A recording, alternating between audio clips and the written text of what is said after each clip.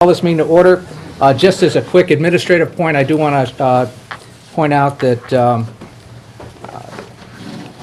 our new selectman, Sheila Marmion, is here joining us. This is the first time you've actually started a meeting as selectman. That's right. I congratulate you on that. And just to make that distinction, we actually got her a temporary nameplate for rookies that does not have full capital letters. Once she has passed the rookie hazing period, we'll get her one with How full long is capital. this hazing period? We have to vote on that. talk about All that. right, as long as it only involves a nameplate, I'm okay. All right, then, I'd like to call the meeting to order, ask everybody to rise for the Pledge of Allegiance, and ask our newest member, Ms. Marmion, to lead us in the pledge. I pledge allegiance to the flag of the United States of America and to the republic for which it stands, one nation, under God, indivisible, with liberty and justice for all. I'd like everybody to remain standing for a moment. We have lost several people in our family recently. One is Joan Neely, who had been serving on our Town Planning and Zoning Commission, was a longtime volunteer and realtor in the town. We also have lost a firefighter and a police officer who were retired, but also were part of our community, so I'd like us to keep them in our thoughts and prayers for a moment.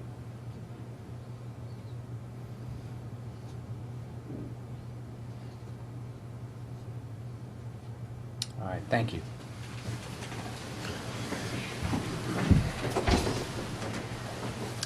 First item on the agenda is to consider and act upon the minutes of regular meeting of January 8th, 2015. May I have a motion to accept? So moved. A second? Second. All right, any discussion or comments? All right, are we ready to vote? Yes. All in favor? Aye. Aye. All right, next up, in continuing our tradition of inviting different service groups and not-for-profits into our board meeting to give us an update on the good work that they do in our community and how they help to make our community special, I'd like to invite up the Fairfield Rotary Club to give us a bit of a presentation. And Deb, if you just come up here and introduce yourselves. First of all, thank you, Mike, and dignitaries for inviting us. My name is Debbie Clancy, and I am the president of the Fairfield Rotary Club. And with me today, joining me, is Ben Williamson. He is my vice president in charge of public relations for the Fairfield Rotary Club, and thank you again for having us. Just as a background of the Fairfield Rotary Club, the local Rotary Club here in Fairfield is part of an international organization, Rotary International, and we are one club is part of 33,000 clubs worldwide, and there's 1.2 million Rotarians, as we're called, worldwide, doing good work and humanitarian efforts throughout the world. The Rotary Club International was formed in Chicago in 1906, and we really have three areas of focus: promoting peace, fighting disease, and as part of fighting disease, Rotary International has teamed up with the Gates Foundation, a worldwide partnership in providing $500 million in funding to eradicate polio worldwide. And right now we've come down to there's 3 countries that are left with outbreaks of polio, and we're working tirelessly to make that down to 0 shortly. The third area is providing clean water.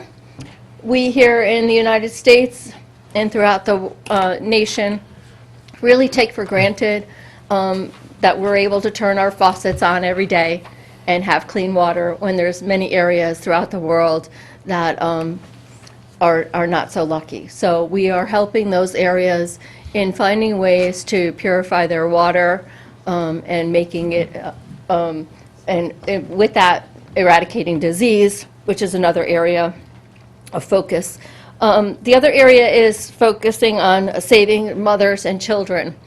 We have a wide healthcare system here in the United States, and throughout the other worlds, a lot of women and children can't afford to get immunizations to fight disease and have vaccinations and regular treatments to make sure that they're giving birth to healthy babies.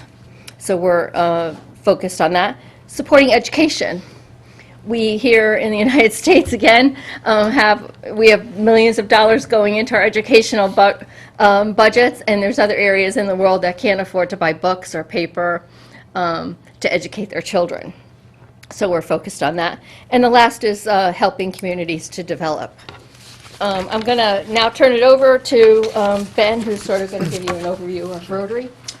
So the Fairfield Rotary Club, as mentioned, is part of 33,000 worldwide, and specifically we are part of a district in Connecticut of 61 clubs along the southern part of Connecticut. 80 active members.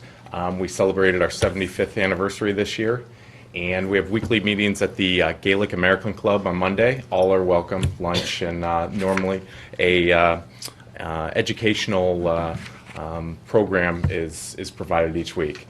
We support 2 Interact clubs in the high schools at Ward and Ludlow, which foster community service for high schoolers. And we also have 2 area Rotaract clubs, which are for youth, people in their 20s, at Fairfield U, and another one not supported by the university. And then we have our president, Debbie, and a board that meets regularly to discuss our issues.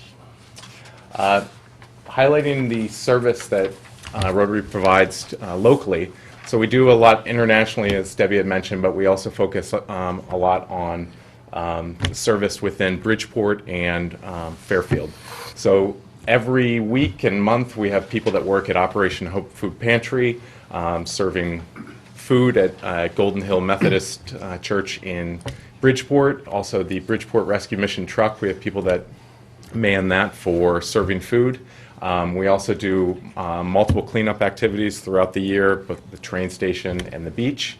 And we administer the exit ramp beautification program that you see along 95, those programs. Have a few other areas of doing things in the schools, in the Bridgeport schools, as well as helping with the Scrubby Bear project in Fairfield schools, helping kids learn how proper hygiene, preventing sickness, and other areas. Our giving is, over the last 20 years, we've had about $375,000 that we've given in local grants, and this last year we gave about $21,000 to 20 local nonprofits, and continue to do that every year, along with scholarships that we provide to high schoolers, 7 scholarships totaling about $20,000. The Memorial Day parade, we partner with Homes for the Brave every year, and this last year we collected over $4,500 in funds and donations from people along the parade route, along with food for veterans. We've also given automatic defibrillators to the library, to the senior center, and multiple other places in town. And we also sponsored the Rotary Room, paid through a grant at the Fairfield Library during the renovation in 2005, giving an $80,000 grant. And all this with the service and giving is, we'd love to find even more ways to partner with the town on potential service activities, whether it's through helping co-sponsor some sort of service-wide event for the town or for Rotary. And we have a group of 80 people that are willing to kind of jump and help on different service activities, as well as fundraising and things of that nature. So this is really an outreach to the town to say, challenge us, come to us with situations where you need some people to put towards service and fundraising. The last part I'll highlight is our primary events, which are our Celebrity Luncheon, which is our largest fundraiser, happens March 9th this year at Fairfield University. And that's usually has about 300 to 400 people that attend. All are welcome. There'll be a press release on who getting in touch and attending. We also conduct a 4-way speech contest for local high schoolers, helping them speak about the principles of Rotary, about fairness and helping people in service. We also do a student recognition luncheon for local high schoolers, as well as a crossing guard recognition, trying to give some of those who donate time and effort every day some recognition. And last, we have our annual grant awards in the fall and our golf tournament, which is a large fundraiser. So, thank you for the opportunity. If there are any questions, we'd certainly welcome those. All right, thank you. I've had a chance to see a number of the events that you haven't. I've had a chance to participate in, and I think you show great spirit. I think it's a great asset to our community having a group of folks like you that are so dedicated to our community in terms of helping out here. But I'll reserve a couple other comments for later. No, my father was a Rotarian, and we used to have the, I don't know if it was an annual, it's a huge spaghetti dinner in town, and all the Rotarians would cook, and it was a great fundraiser and great for families to go to. I don't know, just brainstorm ideas, something. Yeah, we're always looking for new things Yeah. to sort of, bring people together, and so that's a great suggestion. And Well, they used to some- have meatball contests, like who makes the best meatballs, and then the kids would get involved in judging, and it was very competitive, but it was fun. It was really fun. It's just an idea. Yeah, thank Wonderful. you for that, Yeah. thank you for that. Kevin? Thank you for the update. I'm Ben and Deb. I appreciate you being here, and thank you for all you do for our town and our country and the world. We really do appreciate all that. And a quick congratulations for your 75th anniversary. That's great news. And Thank you. I did have one quick question for your March event. Have you lined up your guest speaker for that event yet? Yes. Would you like to plug the event and the Sure. speaker? So it'll be Joanne Katz, Joette Katz, excuse me. So former Connecticut Supreme Court Justice and now head of the Department of. Children and families. So DCF. yep. So DCF, we're right. very excited to have her as our speaker. We've Great. had past speakers such as Charles Grodin and Dwight Gooden and Tommy John and different folks, but it's a great event. So we appreciate the opportunity to plug. Rotary is kind of the world's best or worst kept secret. A lot of people think of Rotary as a bunch of old guys sitting in a room that eventually do some service here or there, but it's really changed. Mix of people and professionals, and we invite anyone who's potentially interested to come, and whether you just want to help out in an event or become a Rotarian, please don't hesitate to come to any meeting. Yep. Thank you. Thank you, and just kind of continue on. Yeah, it's great to see you out there in front of the Memorial Day Parade, kind of covering the territory before the parade comes through, and I know you've been very successful in raising funds for that. Yeah, and every thank you year for. we seem to raise the bar a Right. little bit higher, That's and great. Well, getting the word out there. It's also important that money go to our veterans, so I want to thank you again for sharing with that. The local grants are just fabulous in terms of helping out and sharing the wealth, if you will, with other groups trying to do well. Also very impressed that you do so much recognition from students at your 75th annual event Right. to different community leaders. Very impressed that you're taking time to recognize those that don't always get a chance to be in the spotlight and to thank them for their community service, all about helping make our town special. And yes, I think we all have been there in the past and certainly plan to see you again on March 9th. Great. All the funds raised from the March 9th event do go back to help fund our scholarship programs and give money back to the community. So if you could at all make the time to come and support us from a giving perspective, we'd love to have you. So Thank you. Okay, you'll great. see more. Thank you very much. Thank you so much for having us. Yes.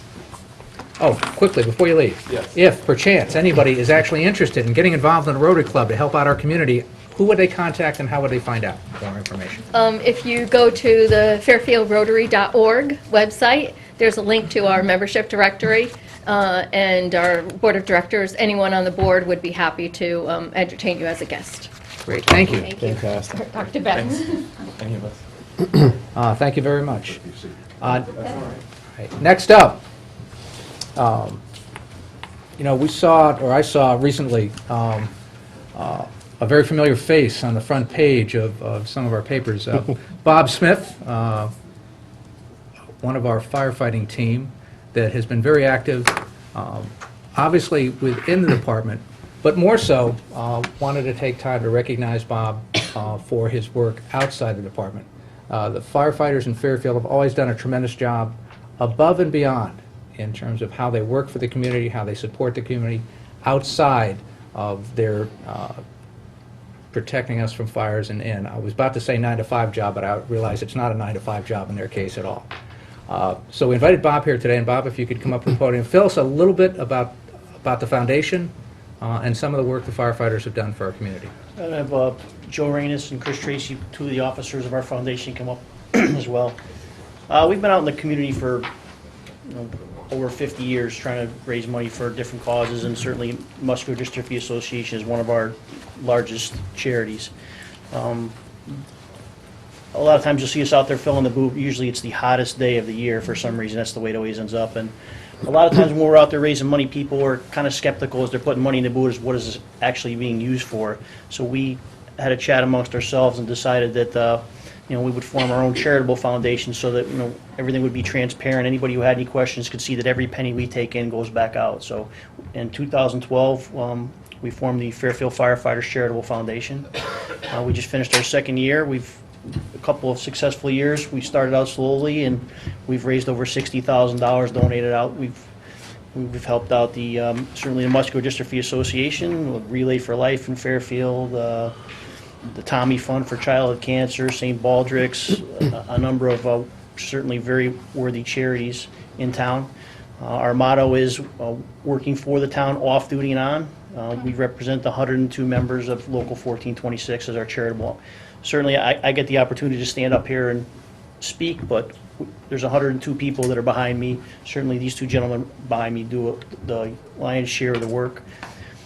Without the support of the entire local, we just can't get it done. So we're very happy to be part of the town. We're very happy to be doing what we do out there. I'd like to announce that we've recently joined up with an organization called Operation Warm to provide brand new American-made coats to children in need. And we actually met yesterday with some folks in town, and we've made the commitment to provide 100 brand new coats to some children in Fairfield who are going to need them desperately come next as we start to get cold. So there'll be some stuff on our Twitter page and our Facebook page, and we're looking forward to pushing that ahead this year to make sure that at some point everybody in town has a warm coat. So. Wow, Bob, thank you. Any comments from my colleagues? I've seen you out there with the boot. I'm wondering, do you hand something out to people when they roll We do. down their window? We- Do you when give them somebody puts something in the for boot, everybody information? gets a sticker from MDA to say thank you for your contribution to MDA. But it's kind of like the old Frogger game when you're out there a little bit. You're dodging cars, waiting for the light to Sure. change, so you're trying to get in and It's get very out. fast. So, Right. Certainly, the police department's very cooperative with us up there. We sometimes hold traffic up a little bit more than we have to, and it's all about trying to be safe up there. But we do try to let everybody know what's going for out there. Yeah, I think that would be helpful, just so people know, so that they can go online and learn more about you and Right. maybe contribute online as well, even more. Kevin? Congratulations, 2 years, $60,000 raised and donated out. That is just wonderful. I can't thank you enough. Your 102-member team is an important part of our community, both on duty and off duty, and I can't thank you enough for everything that you guys do. Thank you. I wanted to ask just one question. Sure. In terms of the decision to donate the coats, who was telling you about that need? And, I mean, it's astonishing that Well, we reached out to That's a large number of reached out to coats. the Board of Ed, and we have some contacts in there. We met with a couple of people and spoke with a couple of people to try to see where the biggest need was. And we're still working on the logistics of it, but I actually met with one of the social workers yesterday and sat down and had a very nice chat with her, and we're looking forward to making sure that come next fall, everybody has a nice warm coat to wear. Wonderful. Thank you. Thank you. Yep. And I concur with my colleagues that, certainly you do pick the hottest day of the year for the Fill the Boot. I made the mistake of saying yes to helping you guys out one year. I think I lost 10 pounds that morning kind of running from car to car. Bob, I've seen you and your team everywhere. I mean, I'm going to mention a couple things. I'm almost afraid to do that because I know I'm leaving too many things out to do stuff. But I know you help with the playground, the 26 Angels down at the beach, and we're key in getting that to come to Fairfield. And then worked for all weekend with some outside help. But you guys were key in putting all that together. I know I've seen you at CHIPS more than once, helping out raise money for the Burn Center, and then you're also down the beach here at the half marathon that runs down there, and have been sponsoring that for quite a few years now. Over 30. Quite a few, but we're not going to name them all. Quite a few. At some point, you have to stop counting here. We get too old for this. We But just We just, this is Chastity from Muscular Dystrophy Association. Chastity was supposed to come down for a check presentation on Sunday, and as you know, on Sunday, nobody was traveling anywhere, so she's gracious enough to come down today. We just donated a check to $3,000 to the Muscular Dystrophy Association. Also just sent one to $3,000 to the Tommy Fund out of Eagle Haven, and $3,000 to the Connecticut Burn Center at Bridgeport Hospital. So that was raised through our Santa ride this past December. Yeah, I know as we look at what you've done, and I know we've come as a community to count on you, be it your work at 9/11 and kind of both holding the annual 9/11 remembering ceremonies so that we don't forget that, but also what you and your team did the day of that event in terms of getting down to New York and helping out. I know we've looked at you in Storm Sandy and looked to you in that in terms of helping out our community and what's taken place there. So we know what you do, again, as part of your job. I think what was the goal here is to give you a chance to show our community, because we don't all always see it. In my seat, I get to see you a bit more often and see some of the things you do, but I think we wanted to take a moment and let you tell the entire community about all the things your team does outside of your work in terms of adding value to our community as firefighters, and officially on behalf of the town, I want to say thank you. Also, we do have a bit of a proclamation here. All right? From the town of Fairfield. Whereas the town of Fairfield honors and recognizes the Fairfield Firefighters Charitable Foundation for its tremendous contributions to our community. And whereas the Fairfield Firefighters Charitable Foundation was incorporated in 2012, its foundation motto is working for the community off duty and on.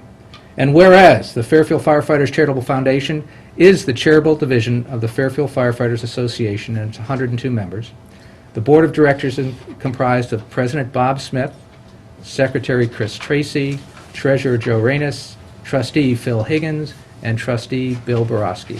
And whereas, since its inception, the foundation has raised and distributed over $60,000 to its charities and has been involved in a number of other charity events with other organizations that brings contributions to the community to over $100,000.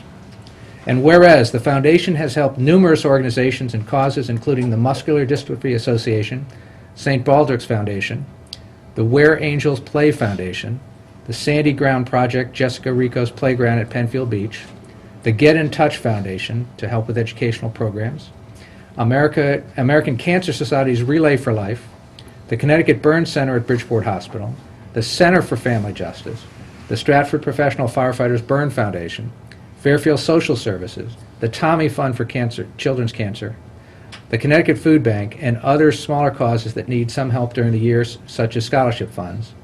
And whereas, as of January 2015, the foundation has teamed up with Operation Warm Coats for Kids, a program to try and provide free new winter coats for elementary school children in Fairfield who are in need. And whereas the foundation hopes to expand the Fairfield community even more in the next year, so new ideas are always in the works. Now therefore, I, Michael C. Tetro, First Selectman of the Town of Fairfield, do hereby proclaim Wednesday, January 21st, 2015, as Fairfield Firefighters Charitable Foundation Day throughout the Town of Fairfield. Congratulations, guys. Thank you.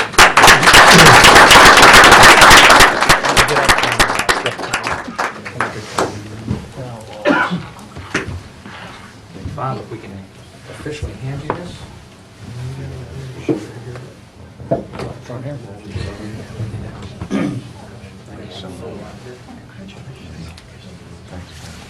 Now, can we get you in here too? Sure. Please come on. Thank you. Oh, I'm sorry. Get the red out. Get the red for the people up there.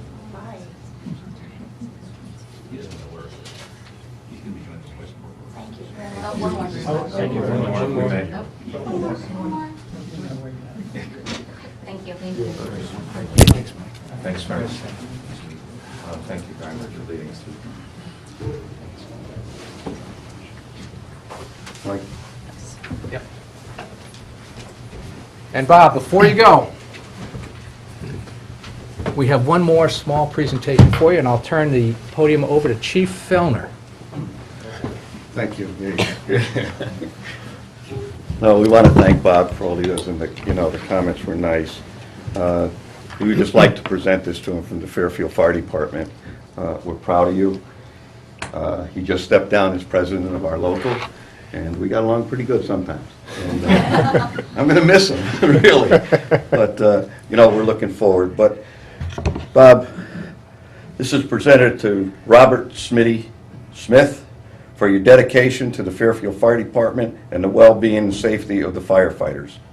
We just want to say thank you for all you do, and it's really, and I'm going to miss you as far as dealing with you. And just to let you know, many years ago, a couple years ago, I worked with Bob's grandfather, Harry Smith, all right? And I'm sure he'd be very proud of you today. Thank you, Chief. All right? Yes, sir. So, Here, here.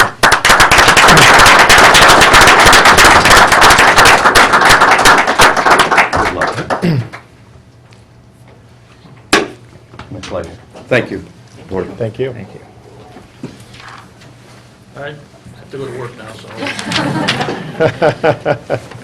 Stay warm, but not too. That's right. Thank you.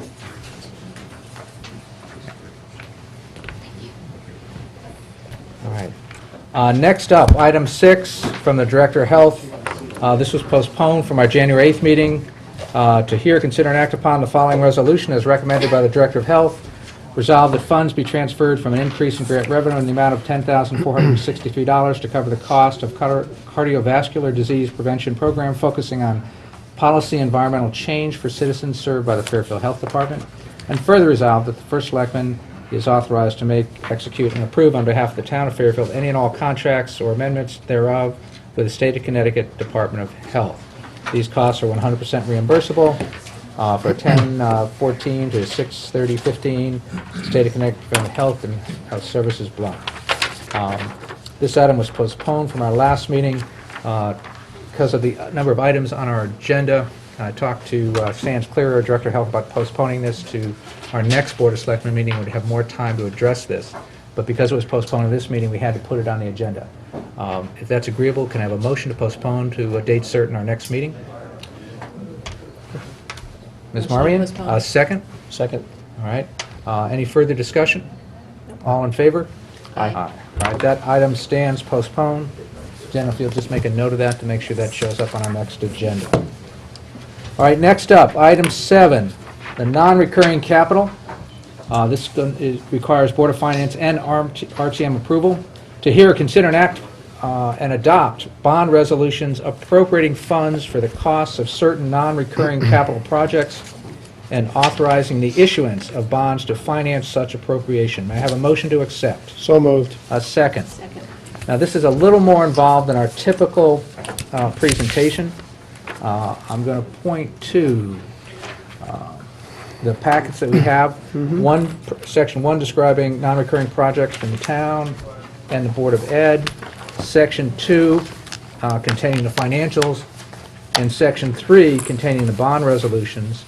And then within the bond resolutions, I'm going to point to the fact that we have 3 bond resolutions. They're basically take the items, if approved, and group them in resolutions by the time period over which we would bond them. All right, so is that clear to everybody in terms of what we've done there? Because we have some different time frames. Kevin, this goes back to, I think, the policy you scripted on the Board of Finance. Right. That says we will not bond anything beyond its useful life. Its useful life, correct. So the way to break these items out, because they have different lives, is to group them into different bond resolutions. Correct. All right, so that's kind of what the intent was and what we did here. Good. So given that, I'm going to suggest that we go back to kind of Section 1, which is the town and the Board of Ed proposals for what items they'd like to see included. And I know that we have some schedules to keep, but since the Board of Ed has the nicest packet, would somebody from the Board of Ed like to start? There's got some reward for doing Best packet award. nice color There you photos. go. Okay. Yeah, thank you. We have several resource people here to help with this. Myself, Mr. Dwyer, Chairman of the Board, Deputy Chief Liddy on the security. When we get to talk, if you have questions about that, I'd like him to join me here. And Sal Morbido is here as well. This is a little unusual for us as well. because we put the security infrastructure into our capital non-recurring, so the number is bigger than it typically is. When you take that out, we're right back into the normal range. So there's really 3 projects. There's the partial roof replacement at Dwight Elementary School. That is the roof that was not able to be repaired when we did some of the other elementary schools and extended their life and extended their warranties. And that is got state reimbursement attached to it.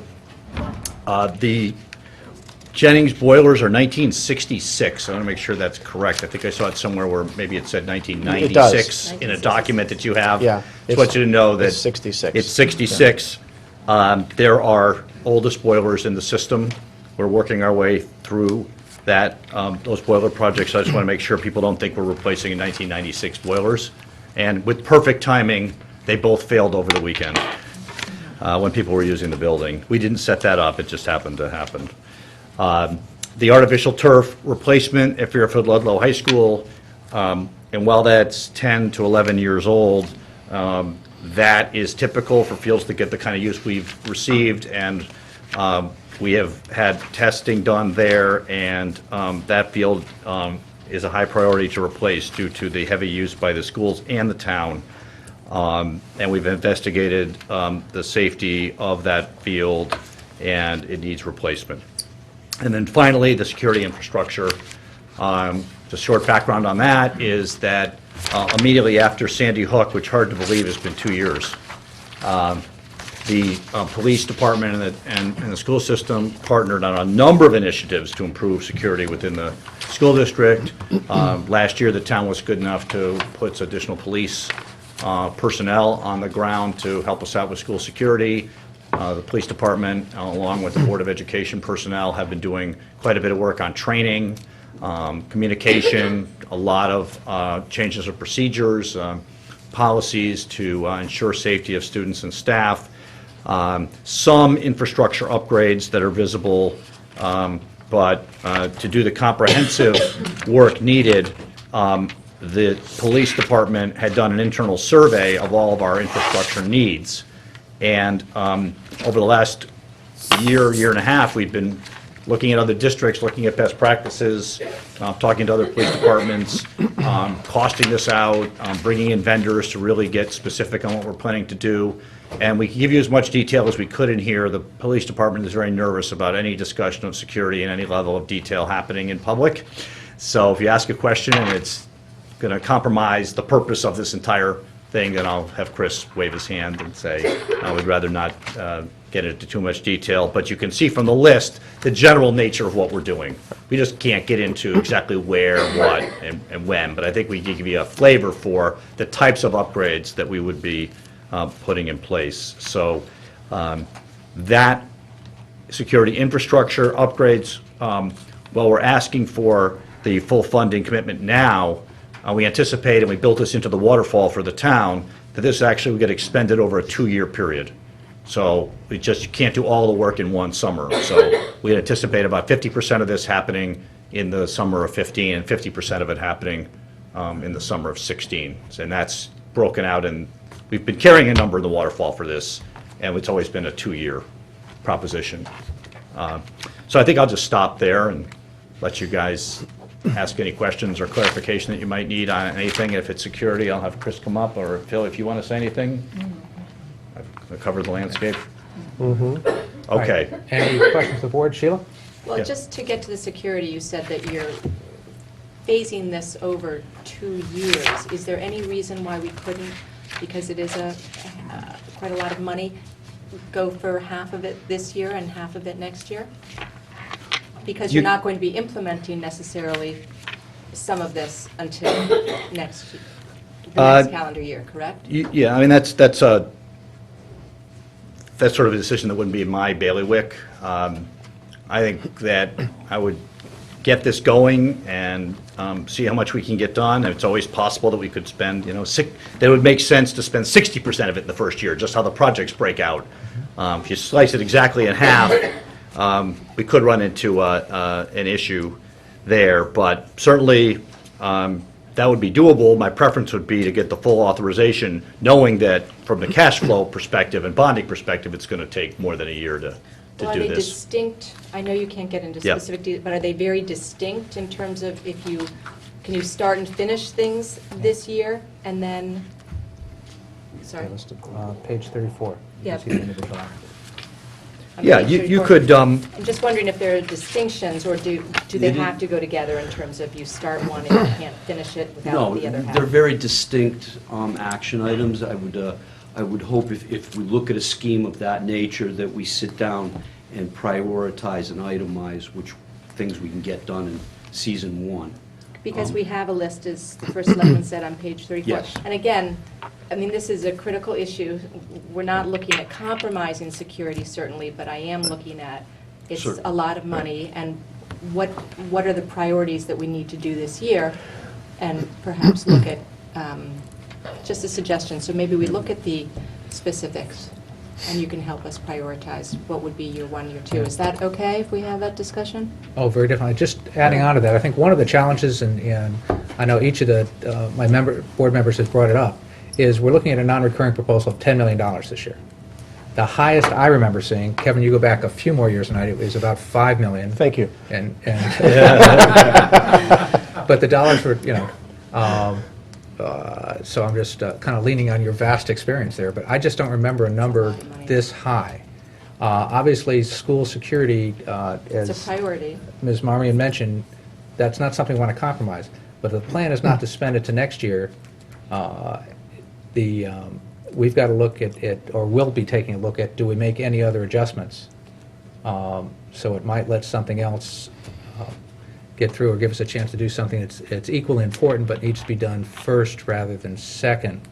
So it just, if there's some things that you literally had planned not to do in the first year, and I know you have a limited window on some of this, you've only got summers, things you can get bid and built within one summer. So if there's any way you can help with that, I think if that's, Yeah, that's pretty much what I was getting at. and Yeah, I'm not sure I would get into exactly which ones would go in which place. It's just not, partially our rationale was also to spread this out through the waterfall. We were trying to help that out so you wouldn't have a $3.2 million hit of short-term money, mean- right away. but So- we've got the $3.2 million. Yeah. Right. And again, one of the issues is this is coming through this year. Right, no, I All right, so understand. if this were the only thing coming through, that would be fine, and Right. coincidentally, when it rains, it pours. The Board of Ed has a $5 million, and the town side has a $5 million proposal for Right. non-recurring this year. So the issue becomes, how do we work with everybody, so if there are things we can, in essence, change or move without doing any harm, since you mentioned it might be 2 years. And you might want to look at, and I don't know if it makes sense to talk through some of the other projects, you'd mentioned them, looking at something like the Ludlow Field. Those pictures look pretty bad. Can somebody give us some more background on that in terms of how much of a public safety issue is that today? Well, it's something that definitely needs to be replaced immediately. Yeah, the pictures do illustrate the reality of it. People that have been out there. I think that Jerry Lombardo may wish to speak to the huge amount of public use that gets. It's not simply a school field where we play football. It is Actually, lacrosse, soccer, boys and girls lacrosse, and a few other things. It's used at night. The lights are allowed to be on a lot, and it just gets tremendous amount of use. We did have a independent company come out and give us an impact evaluation, and there are definitely parts of that field that are substandard and are a risk from a risk management perspective. Really like to see this done. And also, it's not possible to just do parts of it. You can't just say, all right, this patch is unsafe, so go in there and replace that patch. It's just, you can't do it that way. No, I So understand it's that, yeah. as bad as it looks. Yeah, those pictures look pretty bad. Yes, they're not artificially So, enhanced. in fact, so much to say, are you have any plans to shut it down right now and stop using it because of the safety of kids at risk?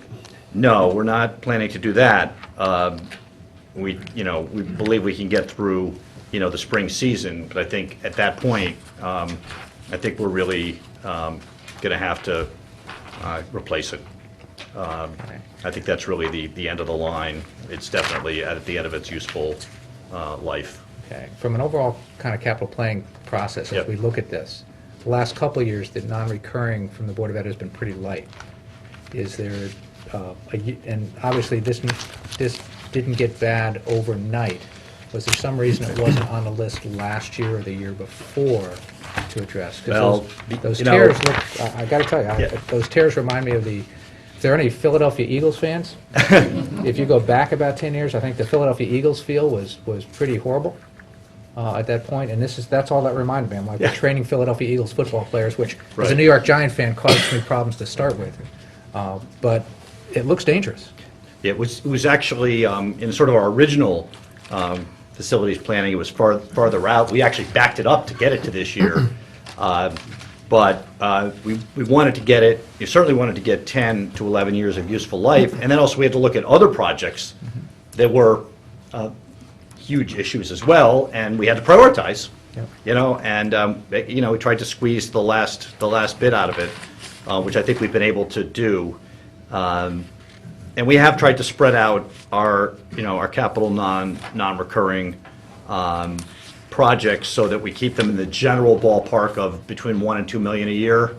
And so in the spread, that's where this one landed. Yeah, Aside from the security, I know that sort of blows it up. Yeah, under the heading of when it rains, it pours. Part of it's the $10 million that we're looking at before us today. Yeah. Part of it's the last 2 years, which has been pretty light from a capital non-recurring on this. So, and looking at things like the boilers or this, one of the questions is, could those have come in sooner rather than later? Because typically, those are things that don't go bad. And then on top of that, as we have Osborne Hill on the agenda for later today. Yep.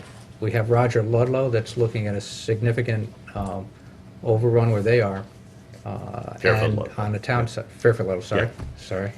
I guess I go back further than Kevin. Yeah, right. Well, since we named the middle school after it, I just wanted to. And then we have the issue with Penfield Pavilion, which we're in the midst of discussing. Yep. So all of those things are coming together for lack of a better term, a perfect financial storm. Yes. So obviously, everybody appreciated your work on keeping the non-recurring down the last 2 years. So now I get to ask the question, why did we do that if we saw this coming quite so fast? And I know some things like the school security number wasn't finalized last year or finalized 2 years ago. So that is a surprise, for lack of a better term, in terms of the size of that number, in terms of what's coming through. But can you kind of give us some background on all of that? Well, we had we have sort of a plan on boilers, and so we've been working on, the ones that were in the worst condition, the oldest. Started with Dwight back a few years ago. I think those were 1962, and then went to North Stratfield this year, 1964, and so we've sort of, again, spread them out. Jennings this year, 1966, and then down the road, we'll hit the ones from 1970. But so there'll be a boiler break, so to speak, in there. And we've just tried to spread this out, and we'll continue to spread it out based on the needs. So the Board of Ed is working on a long-range facilities plan update to this. And what happens at, let's say, the Ludlow and the Osborne Hill projects will definitely adjust to that in future projects, because those projects need to get done. And I know Phil can speak to this as well. The Board of Ed is committed to moving projects around so that the math works for the town in terms of the overall bonding. So we'll continue to do that and continue to work with Bob Mayer and so forth to make sure that this chart, the waterfall, it's a living document. We'll continue to work on that. So we would want, to, I think in my view, I would rather, push off potentially a non-recurring down the road to get the security infrastructure fully, in the bank this year, because I really think that's obviously a high priority. It's something we've been working on for a long time, and I always worry that the farther away we get from Sandy Hook, the less appetite there is in the town to continue to fund this. Unfortunately, it takes a tragedy to people to get interested, and we're even worried about now. It's been 2 years, and security's been better in those 2 years. So I'd like to keep the momentum, but at the same time, I understand the bigger picture is you're looking at some large numbers coming down the pike. I will say that we will continue to work on our end to move projects around and push off to help the town keep its debt service at a manageable level. You want to speak to that, or does that capture it? I'll do it in the microphone. Okay. For the past 3 years, I think I've stood before various town bodies to repeat that commitment, that we very much see that we are one town with one capital needs budget, and we each have to kind of shift things around as new information is learned. And so our board knows full well that that's part of the planning process, and that as soon as we adopt the next plan, a month or two later, it will get shifted again, simply to make sure that we all stay on the same page. So we are committed to what Dr. Title just reported to you. And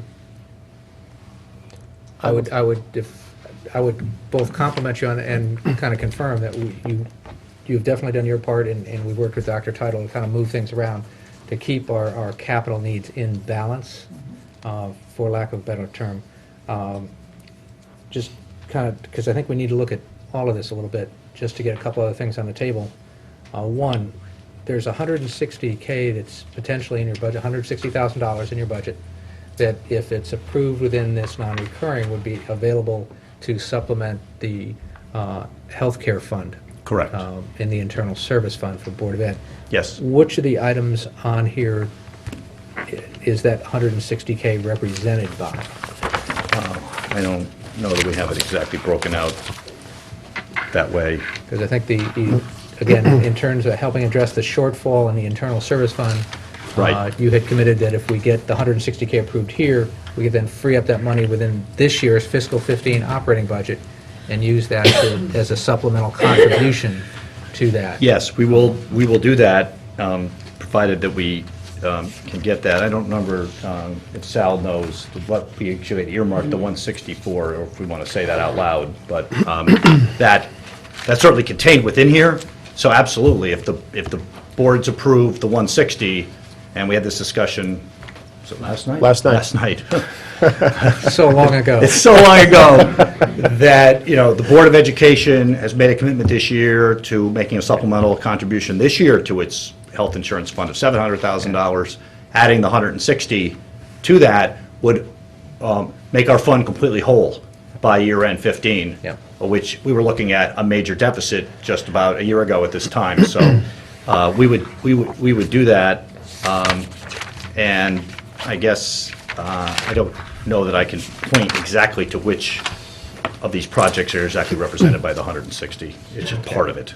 And certainly the 160 and how that's being handled is another example, I think, of the teamwork and communication involving everybody on this. Getting back to Mr. Dwyer's kind of one team, one town comment earlier. But if we're going to look at moving some things, at some point, we need your help in terms of which things was it most likely to do next summer so it doesn't impact the security or the timeline. Right. Second, some feel for, I guess you mentioned the boilers failed this weekend. What does that mean, and are they being replaced now so we don't need to put them in here? Now, they're being repaired. It was just it was a repair, and they're functional again. It was just an unhappy coincidence of timing. But this, I think it was they both failed to fire up, that starters had to be replaced. Okay, so not like a big failure. No, it was not like we got to replace them right now. No, they're back up, they're functioning. School ran, this week. That was just a typical thing that happens with old boilers, and we also, again, you do run the risk if you push those off of having a catastrophic failure at the worst possible moment, and then having to replace them on an emergency basis. You know the drill on these. Yep, if you didn't replace them last year, you're always at risk of replacing them now or next year, no question. Right. I mean, everything, you can roll the dice on any of it, right? I mean, I don't want to put off the Dwight roof because it's leaking, and that's not great, and that causes problems. But at the end of the day, could you patch it for another year and do all the security now? Maybe you could do that. I don't know. I don't think that we want to mess around with that either, but again, you have to make decisions, and In You a know, perfect that's- world, you do everything, but in a perfect world, we Right. wouldn't be adding $3 million on to our normally budgeted $2 million.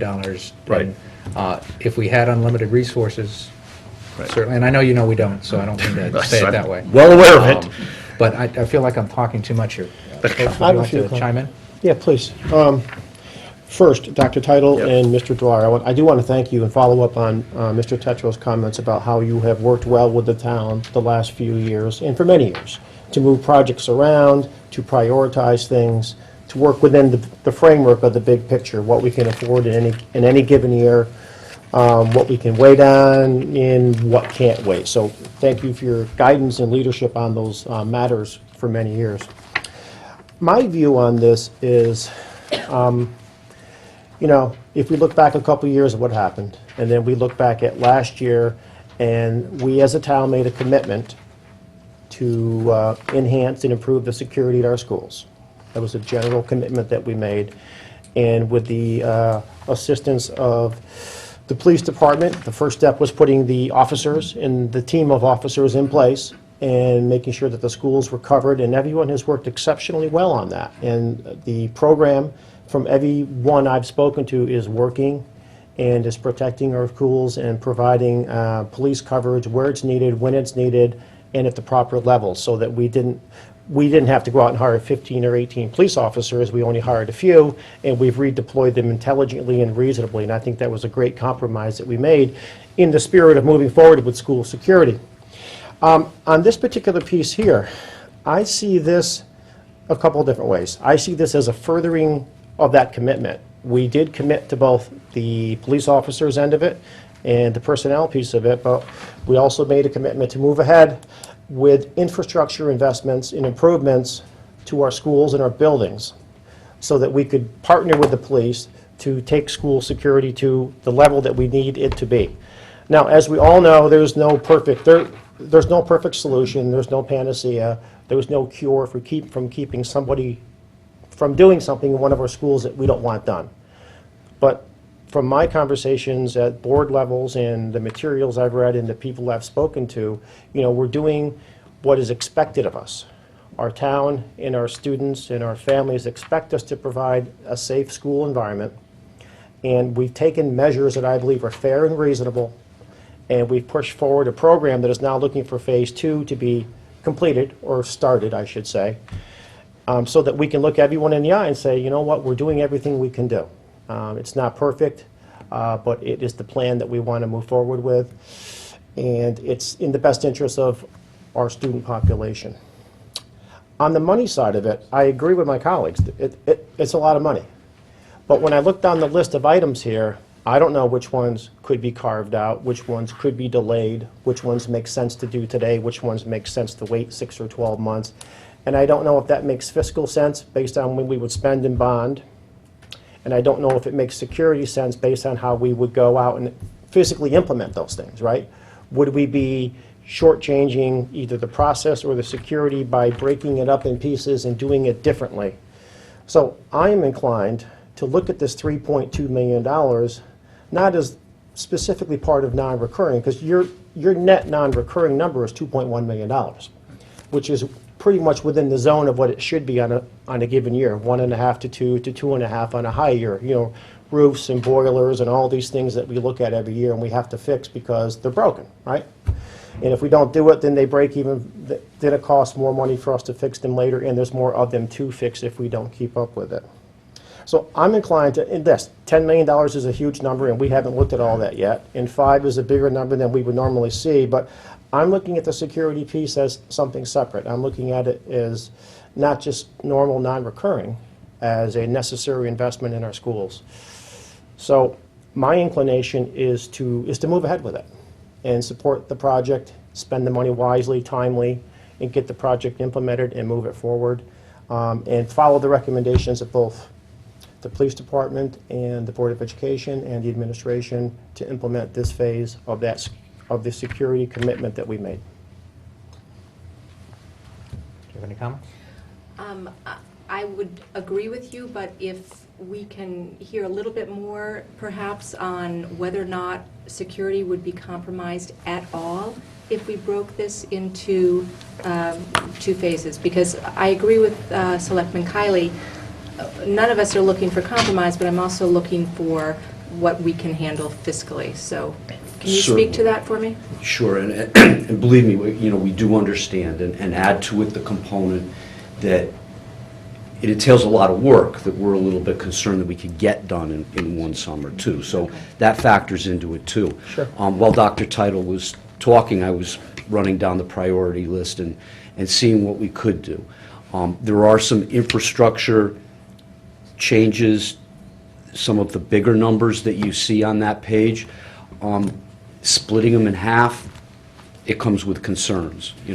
Which schools do you make less safe than the other school? Of course, we would love to get this all done. Of course, we would love to get this all funded. We understand, and we have to work within a bigger picture. And, whatever gets put on the table, we'll do our best with what's given to us. And we think this list is reasonable. It took months and months and months of planning. It was proportionate, and like you've already spoken about, it's one segment of our school security measure. Probably the last segment. We have so much in place, but from day one, infrastructure was an important component of that. And the fencing section, the connectors, one for 284, Osborne Hill in their budget has a connector piece within what they're funding. Could this cost be wrapped into that cost or vice versa? I'm just wondering if there's a cost duplication here that we can look at. I think there's an overlap there. One of the projects that came up in the course of the past year was the fact that we had a number of schools with portable classrooms or annexes that were not secured because they weren't fenced in. And not knowing, we knew that the Osborne Hill project, that the enclosed connector was always like almost like an add alternate to the project, and it was questionable whether it would fit into the budget or not. And so to play it safe, when we budgeted, this is just fencing, so this is not a connector, this is just fencing, okay? I see. So this is a much smaller scale item, but it would secure that open area right now where students are walking from the annex at Osborne Hill into the main building, and we would put fencing, to secure that. But obviously, it's not as extensive as a connector. So yeah, there is an overlap there. We would provide it. Of course, this is all funded. This would provide fencing at Osborne Hill for the annex, Sherman at the annex, and the schools that still have the portable classrooms. So yes, there is an overlap. So in essence, this would provide a solution for each of the schools out there that would be comparable and safe. Correct. Okay. Yes. And then just, I guess I'm trying to get to, because I don't want to give the impression that I say, put fences in half the schools and then do half next year. What I'm looking for is, are there any of these items that you mentioned timing before that, A, from a timing perspective, we probably couldn't get in place this year, but secondly, that's kind of self-contained, that it's not, do you know what I'm saying? Like you have to do part A before you do part B, which would be next year. That's what I'm kind of looking for, and maybe you don't have that information right now, because again, we don't want to compromise safety. Right. This is, I don't personally think that the momentum would go away, frankly. I really don't think it would. But I'm just trying to get a better sense. Do you need more time to kind of look at the phasing, or? Well, I think it's a matter of, I think Deputy Chief had it right. We'll work and get as much done as we can with what the allocation is. It doesn't have to be exactly 50%, but some of these things are separate projects, and without getting into too much detail, there's two large ones right there listed, right? That the second and third one down together are about $2 million. All right? So that alone, you're either going to do all of that or none. I mean, or you're going to have to do what the chief said, which is some schools and not other, and we really don't want to be in that, Right. you know, in that circumstance. So, you know, you bite off those two, and everything else goes, you know, later, but then you'd want to do the fencing, because that's sort of an immediate need. Right. Right? There's another 284,000. And so I think it's going to be hard to cut it directly in half, but I think that we certainly would prioritize the dollars, whatever is allocated, in the most effective way. Yeah, I think that if I might jump in? Sure. One, we're not, we're trying to take advantage of what you said, which is we can't get it all done in one summer. Right. So if we can't, we can not approve it today and literally put it off without changing what your work schedule would be. Or what you So would it's- prioritize as So it's, Right. well, or if they're not doing it on one subject, theoretically, that's already been done. So our first question, I think, is that we need your help. We're not trying to micromanage this or do this for you. If you're not going to get it all done in one summer, could you tell us what you are going to get done this summer and what you would plan to put into next summer if you can't get it all done this summer? So you've already made that decision somewhere. I mean, I'm not Right. trying to put you on the spot right now. That would be helpful if you knew now. Right. But the issue is second, I think we need to know what the 160 is. I mean, that has been part of the deal for almost a year now, that if we approve it in this, we can get Right. it to address a financial issue we're having. So as long as we're approving things, we definitely want to approve that 160. We don't- Right. So we kind of need right. to know what that is or how that's packaged in with all of this. And again, Well, in my view, only- the 160 would probably, we'd probably make a dent in the fencing pieces, you know, because it's a relatively contained number. That would be my first thought on that one. That was what we originally started out looking at fencing, was there a way to put it in the operating budget this year? Yep. And it got to be too expensive to do that. The number Well- grew on us, so.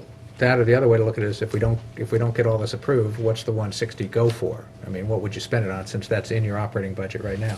But I guess the other way to get at this is that if we are going to adjust some things, and if we are going to look at, you're going to do some things next summer or this summer, what are they? How do we get to that answer so that we can And look I'm at not that? sure Because we'd it may want to not- talk about Okay. that in public either.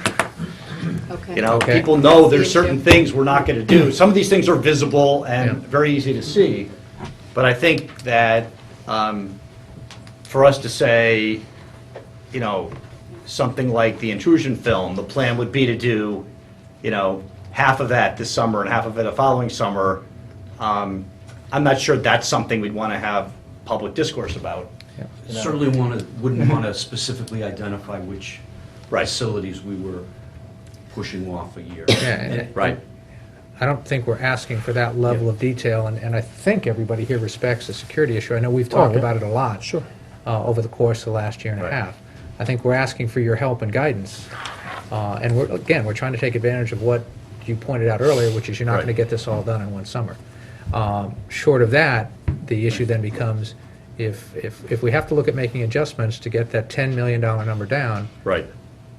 do we adjust the other pieces? And, you know, if you say you need the school security, personally, I'm willing to say that's more important than anything else. Right. All right? I won't, you know, $3 million is a big price tag, but our kids' safety is worth a big price. So I'm okay with that.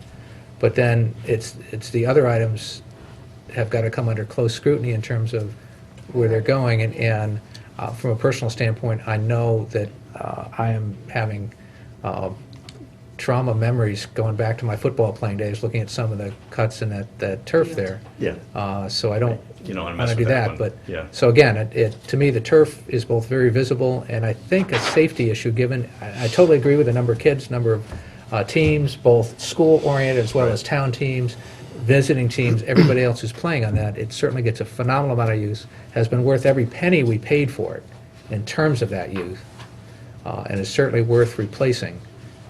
And that's where we're looking for help in terms of do that. So I guess that's the question. If we were going to shrink this down to $3 million, what adjustments do you make Right. in doing it? And there are no good adjustments. Right. I'm not trying to tell you there's anything here you're pointing out. I would suggest that potentially some of the stuff could have done over the past 2 years, but we don't have those anymore. We didn't necessarily plan on the $3 million from school security. That's the perfect storm part of this. But that's where we are from a financing position. So then the question becomes, how do we do that? And just for the record, we're going to have some of the same tough discussions when we get to the town side of this, too. So I don't mean to, We just have to be first. Right. that's what you get for having color pictures. I know. So I don't know, Sal, if you want to add anything on the phasing of this that we can say publicly that would help on this? If we don't, Well, then... and Dr. Tuttle, if I That's might, fine. if you want us to go on to a couple other topics, Yep. and I don't mean to put you on the spot and say, you Right. got to answer this question right now, this is, the clock is ticking, this is Jeopardy, please come up with. I Right. think the issue is, it might make sense for us to move on to the town side. Okay, Give that's you fine, then and we can come and back. Deputy Chief Liddy and Sal a chance to sit down and review some of this, and maybe give us a high sign when you've had a chance to do some of that, and let us reflect some more on that. Okay. Is that That's fine. reasonable, just to buy you some time on Yep, this? that's fine. That's a good idea. Okay, Thank you. thank you. We'll have a talk. Yes. All right. Is that okay with you guys? I'm That's sorry, great. I was Yeah, I think that's kind of wonderful. jumped into that. Yeah. Okay to go to the town side? Please. All right. Let's go to the town side here. Mr. Michelangelo, if we could, I guess since you've got most of these, Sure. you get to be first?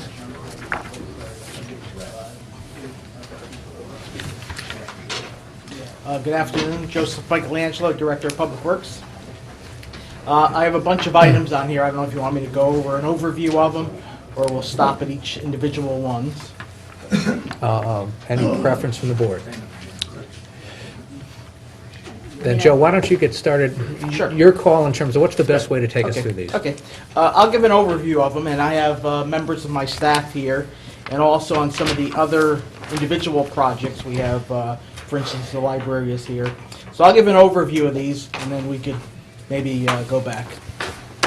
The Pine Creek Dike Study, one of the things that we've been doing since Storm Sandy is meeting with the various federal agencies, state agencies, and one of them that we met with was Army Corps of Engineers. And the result of those meetings was a 20-page study that they did on the town, specifically the Pine Creek area. And they did a feasibility study about raising the dike. And they did see merit of raising the existing dike in their small study. So the next phase, if we want to go through with that, is they'll participate in a study of the dike, a more advanced engineering study, where they would pick up the first 100,000, we pick up 50/50 after that, and they've estimated it at 350,000, and while that's not a firm cap, they've indicated that's a comfortable level. And one of the unique things about this, and I tried to put these in priority order, but one of the unique things about this is not only is it important to stop flooding in that Pine Creek area there, is it's timing sensitive. So Army Corps completed their study in September. It was flushed out by the Flood and Erosion Board in October. The offer, so to speak, is on the table. So if we don't act now, there's no guarantee that that will be around forever. Is there a distinct kind of, did they put in writing that timing, or? They gave us a conceptual time frame in the study, and once again, I think that was overly aggressive, but they were looking for a commitment, I believe in the study it says even by December-ish. But once again, and we told them that, we can't snap to that decision, and has to go through our process. And once again, the Flood and Erosion Board, needed to digest it and support it also. Okay. But this is a $125,000 expenditure, not $350,000. On the town side, because of the reimbursement, correct. Okay. Is that reimbursement a percentage or a dollar amount? It's I know it'll get to a dollar amount, but is it based on dollars or percentage? it's based on they pick up the first 100,000, and we split 50/50 after that. So if we spend the whole the whole 350,000, I think it's 65% it comes up to. Anything below that, we get lower. So if it comes to 330,000, I think we'll end up paying 30%. But if it were to go over the 350, we'd only be on the hook for half of that amount over the 350? We'd have to correct it. We wouldn't authorize anything over 350. There'd be a reopener, so to speak. Gotcha. Okay. I'm sorry, Kevin, did you have any questions on it? No. Okay. And Dick Mahusky, the vice chairman of the Flood and Erosion Board, is here also if we have any questions on the more detailed part of it. So just the implications of having this fixed are huge in terms of we had the flooding and we risked our pumping station being damaged permanently, and we want to prevent that from happening. Correct. So there's not only a sanitary sewer pump station there, there's The housing, several hundred residential, homes. exactly. Kiwanis Fields, that Beanery, that whole complex there. So, and another thing I should mention on that also is that hopefully the result of this study would be that Army Corps supports a capital project, a multi-million-dollar capital project to raise the dike, which would once again be at the 65-35 funding level. So we can't get to a potential project unless Without we this. undertake this. So the Army Corps wouldn't support a project.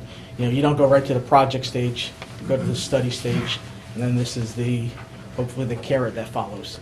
Okay. Interesting. Okay to move on? Yeah. All right. Main library HVAC, I've heard some really bad stories from our library personnel, including Ms. Ronald. Yep. So Ed Bowman will be here to answer more detailed questions, and also Karen Ronald, our head librarian. But the main library HVAC, some of the main issues with it is that there are two of the larger air handlers, which are only about 10 years old, but they're getting inefficient and unreliable. So Mr. Bowman and our staff have evaluated the whole building, and there's some other, it's not just these air handlers, there's some other comfort issues in the various areas of the library. There's some energy efficiency that could be achieved, so we'd like to combine this with some UI grant work, not part of the 250,000, but that's as defined in the sheet, so we think it's a project that needs to be done. Okay. Any questions on that? Just quickly on the age of the air handlers, can you just talk a little bit more about how old the system is and why certain parts of it would be in need of replacement so soon? Well, and once again, the two faulty air handlers are not, they're a percentage of the total 250,000. It's probably broken down. It's probably like maybe like a third of the capital cost. Right. From our HVAC guys who tell us, they from the origin, they probably were not the Cadillac version of air handlers. I was not here at the time. No. One of the things that that has been done since is getting more input from public works staff when we do these building projects. But certainly, Mr. Bowman and Ed McCourt, our recently retired facilities director, if they were involved in that process in the building committee phase, they would have opined most likely that better and beefier, hardier units should have been specified. And we realize when you're got a multi-million-dollar project and you have all different kind of challenges, you have to make decisions on what to include, what not to include within the budget constraints. And there's good reason for speccing high-quality air handlers. Thank you. Okay. So I just want to point out one thing in the proposal, which is the increased productivity or efficiency. $17,500 annually is cited as being saved in increased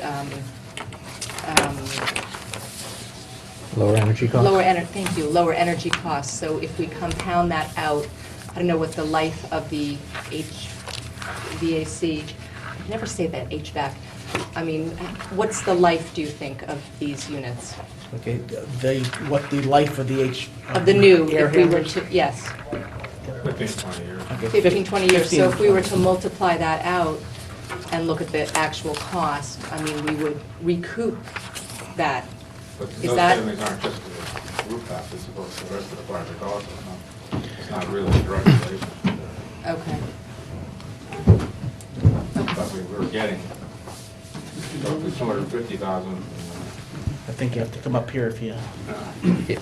Yeah, I think, and while Mr. Bowman's coming up, I think one of the more compelling issues for me on that was listening to Ms. Ronald talk about the fact that some of the temperatures get down into the 50s 51 degrees. in the building, which is not exactly a workable climate for our employees, and I think that we're kind of obligated to take care of that.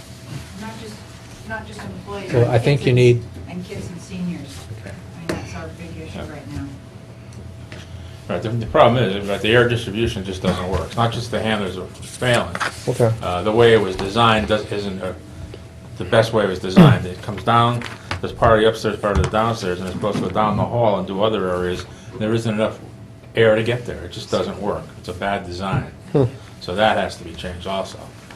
So the big thing is there's $150,000 worth of UI money in here too. So if you look at the whole project, and the payback becomes different when you can calculate that into it also. Okay. But, again, we're changing the way the heat is distributed also inside the building, similar we do in the police department. And that's by changing from the VAV to VVT.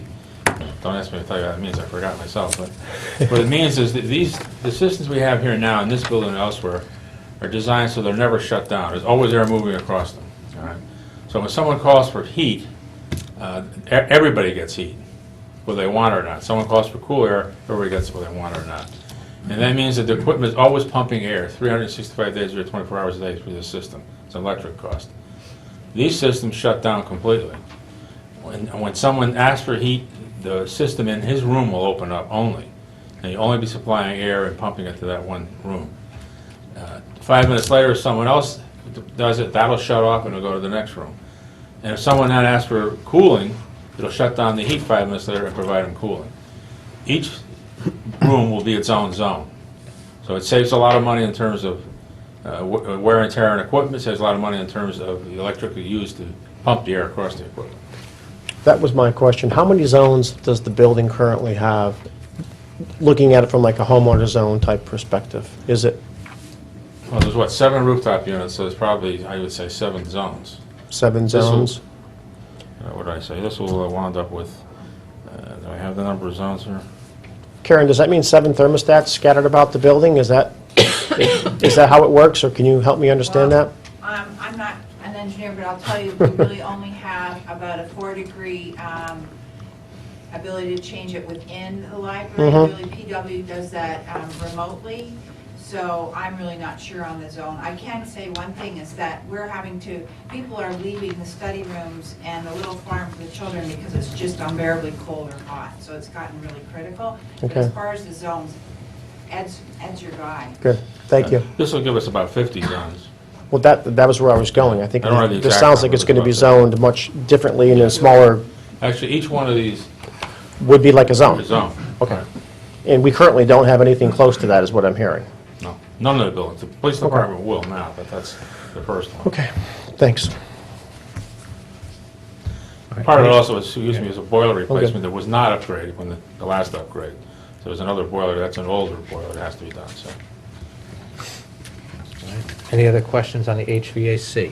No. All right, thank you, Mr. Bowman. Our road paving fund, there's been a lot of talk over the years about capital versus operating funding of this. So several years ago, it was funded all capital, I believe, and then gradually it's been moving towards the operating budget. In putting together this year's list of needs, we put together the programming list and what our expected level of funding, hopefully. And once again, the operating budget hasn't gone through yet, but in last several years, we've been around the $2.75 million, $3 million range. So anticipating the same level of funding from the operating budget, we identified some roads that would be a shortfall. So the roads that we picked out in here are we do a number of different treatments. We do the most intensive stuff we do is almost like a full reconstruction where you get down into the base, thicker asphalt, hot mixed asphalt, and then as you go down the scale, we do some chip seal, we do micro seals, we do crack sealing. So we do the whole range of products. So what we've done is identified $1 million of the higher, most intensive type construction. We've identified those roads. So if this is funded, it will allow us to spend all of our operating budget, or most of our operating budget, on the other maintenance type things to extend our roads longer and longer. So that's that request. Let me preface on this. Thank you, Joe. One, just to be clear to everybody, in our bonding policy that was written, we talked about no more bonding for road maintenance. So theoretically, to approve this would be something that would be running contrary to the policy that was adopted back when Kevin and I were I think we're both on the Board of Finance. Yeah. And again, I think it Couple years was ago. your handiwork that put a lot of that together. So I want full disclosure on that. Second, part of the reason for having it here and coming to this board has been supportive of the proposals that have gone forth in past years about the paving. And even if we weren't getting quite up to where the commitment was a few years ago, we were at least funding that and increasing each year. Those proposals, certainly by the time it got to the RTM, have been cut. So Joe and Scott have been working magic with a lot less funding than we had promised them a few years ago and that we had hoped to get them. So when I look at this, to me, this is also a measure of how far behind we've gotten. I don't know if this gets us fully caught up, but I wanted to make sure that we had this discussion at the Board of Selectmen level, so we had some sort of visibility on the fact that we were not caught up to date, that we are falling behind. And then lastly, I want to point out that the proposal from DPW, and Joe Scott, I'm going to say this in my words, but if I don't get it quite right, please add in. The proposal in the operating budget this year is $3.1 million and change. That's correct. And to their credit, they've scoped that out. So that's all for new paving. That's all for, it's road maintenance, but it's new paving in that. There is some other repair work or more minor maintenance done that they had included in that in the past. I think a couple $100,000 we've moved out of there into another line item in the DPW budget. So in comparative terms, we're up at 3.3 or 3.4 perhaps in terms of apples to apples comparison, but we're redefining what we're doing. So the line item in the operating budget, and just for the record, I plan to support that so that we'll come before this board as it is on that basis. So I think that when we look at this, and if we go back and look at adjustments, part of my goal in having this here was so we discuss it, we'd have a, if you will, a measuring stick for where we are, and to make sure this board was aware of that. I could see us, given the financial situation, given the $10 million, given looking for a place to cut, and because this is against our bonding policy, that I could support and will support removing this from this item. But I wanted to make sure that in doing that, we realize that we really need to support the full amount of the paving that's in the operating budget this year. We've got to give Scott and Joe some tools to work with. We can't keep cutting this back. At some point, we will get so far behind that we'll be back where we were, Kevin, when you and I were on the Board of Finance, and be forced to put together a much larger bonding to Right. catch up. And Right. the goal is to avoid that. But I Correct. wanted to make sure we had this discussion and kind of put a stake in the ground here, if you will, that we need to support what we're doing going forward. The proposal in the operating budget is still not the 3.6 or 3.7 that we had talked about in the past, but it is a big step over the 2.7 that we've been funding for the last couple of years. Thank you, and I agree with, most of what you said, if not all of it. Without revisiting history, we did make an adjustment at one-time lump bonding resolution a number of years ago. It was in excess of $5 million, and we spread that out over time, and we made a commitment to do that one time, and then migrate to a path where we put paving, and there's different types of paving, I get all of that, but put the paving work into the operating budget. Some years that's worked out, some years that hasn't worked out to the exact dollar amount that everyone would have wanted it to be. But in the end, I think it's the right thing to do. I think for the most part, no matter how you skin the cat, paving is paving to some degree, and it happens every year, and roads get bad, and ice and snow and, salt and sand and activity destroy the roads, and they need to be repaired at a certain rate, 12, 13 miles per year, I think is the goal, if you can get to it at some level or various levels. So I am very supportive of what we did in the past to get caught up and migrate to an operating budget type of expense for this, and I simply can't be supportive of the $1 million. It's just, from my financial perspective, it's a great conversation, and it's a great benchmark, and it's good to know where we are and how far behind we might be, and I value all that input, and I also value all the hard work you guys are doing, and the different types of roads you're putting out there to get more roads covered in a shorter period of time, and all that great stuff. I certainly value that, but I will definitely be supportive of a motion to remove the $1 million. Any further discussion on the paving? Yeah, $1 million, it's a lot of money, and I think it's very indicative of the need, obviously, and the need to support the budget that you put forth in the operating budget, that it stay as is, because there's such an extreme need here. Thank you. With that, if I could, our friends from the Board of Ed are back. Yes. And if we could take a break from this and invite them back up. All right. Friends from the Board of Ed. That's so nice to hear. I also want to point out I'm a proud member of the Fairfield Rotary. All right. And I offered to switch presentations with them. And I would do the Rotary presentation, they could handle the Capitol. And how'd that work out for you? Here I am doing the Capitol. So we had a powwow, and so we can offer you this with a caution. We looked at some of the projects that are going to take 2 years to do. They're just so complicated, you couldn't get to all the facilities in 1 year. And with that in mind, then, in order to get the first year's work done, we would need $1,752,000, which is a reduction of about $1.5 million from the number. Could you repeat that number? $1,752,000. And the caution I have with that is, this is not like a whole project being deferred. In other words, these were designed to go over 2 years because it was going to take 2 years to get to all the schools to do them. Right. Right? So, as a result, we're really making a commitment to do year 2 and year 2, because you don't want us to get halfway through one of these things and then come back and say, well, what if we, you know what I mean? It would be really, you'd be in a bad place at that point. Yep. So it's fine if the money will only get, that balance would only get spent in the second year, no matter when you approve it.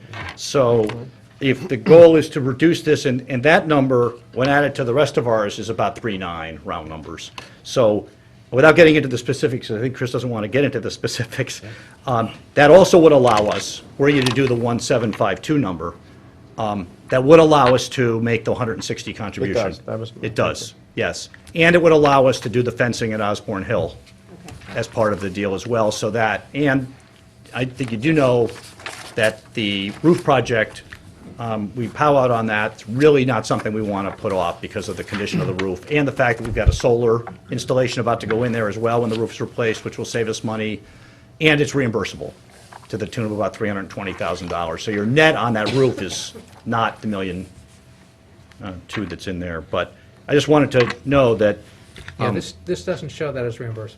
the roof. I know, but the The- analysis I'm looking at here doesn't. Okay, have the Dwight roof is reimbursable.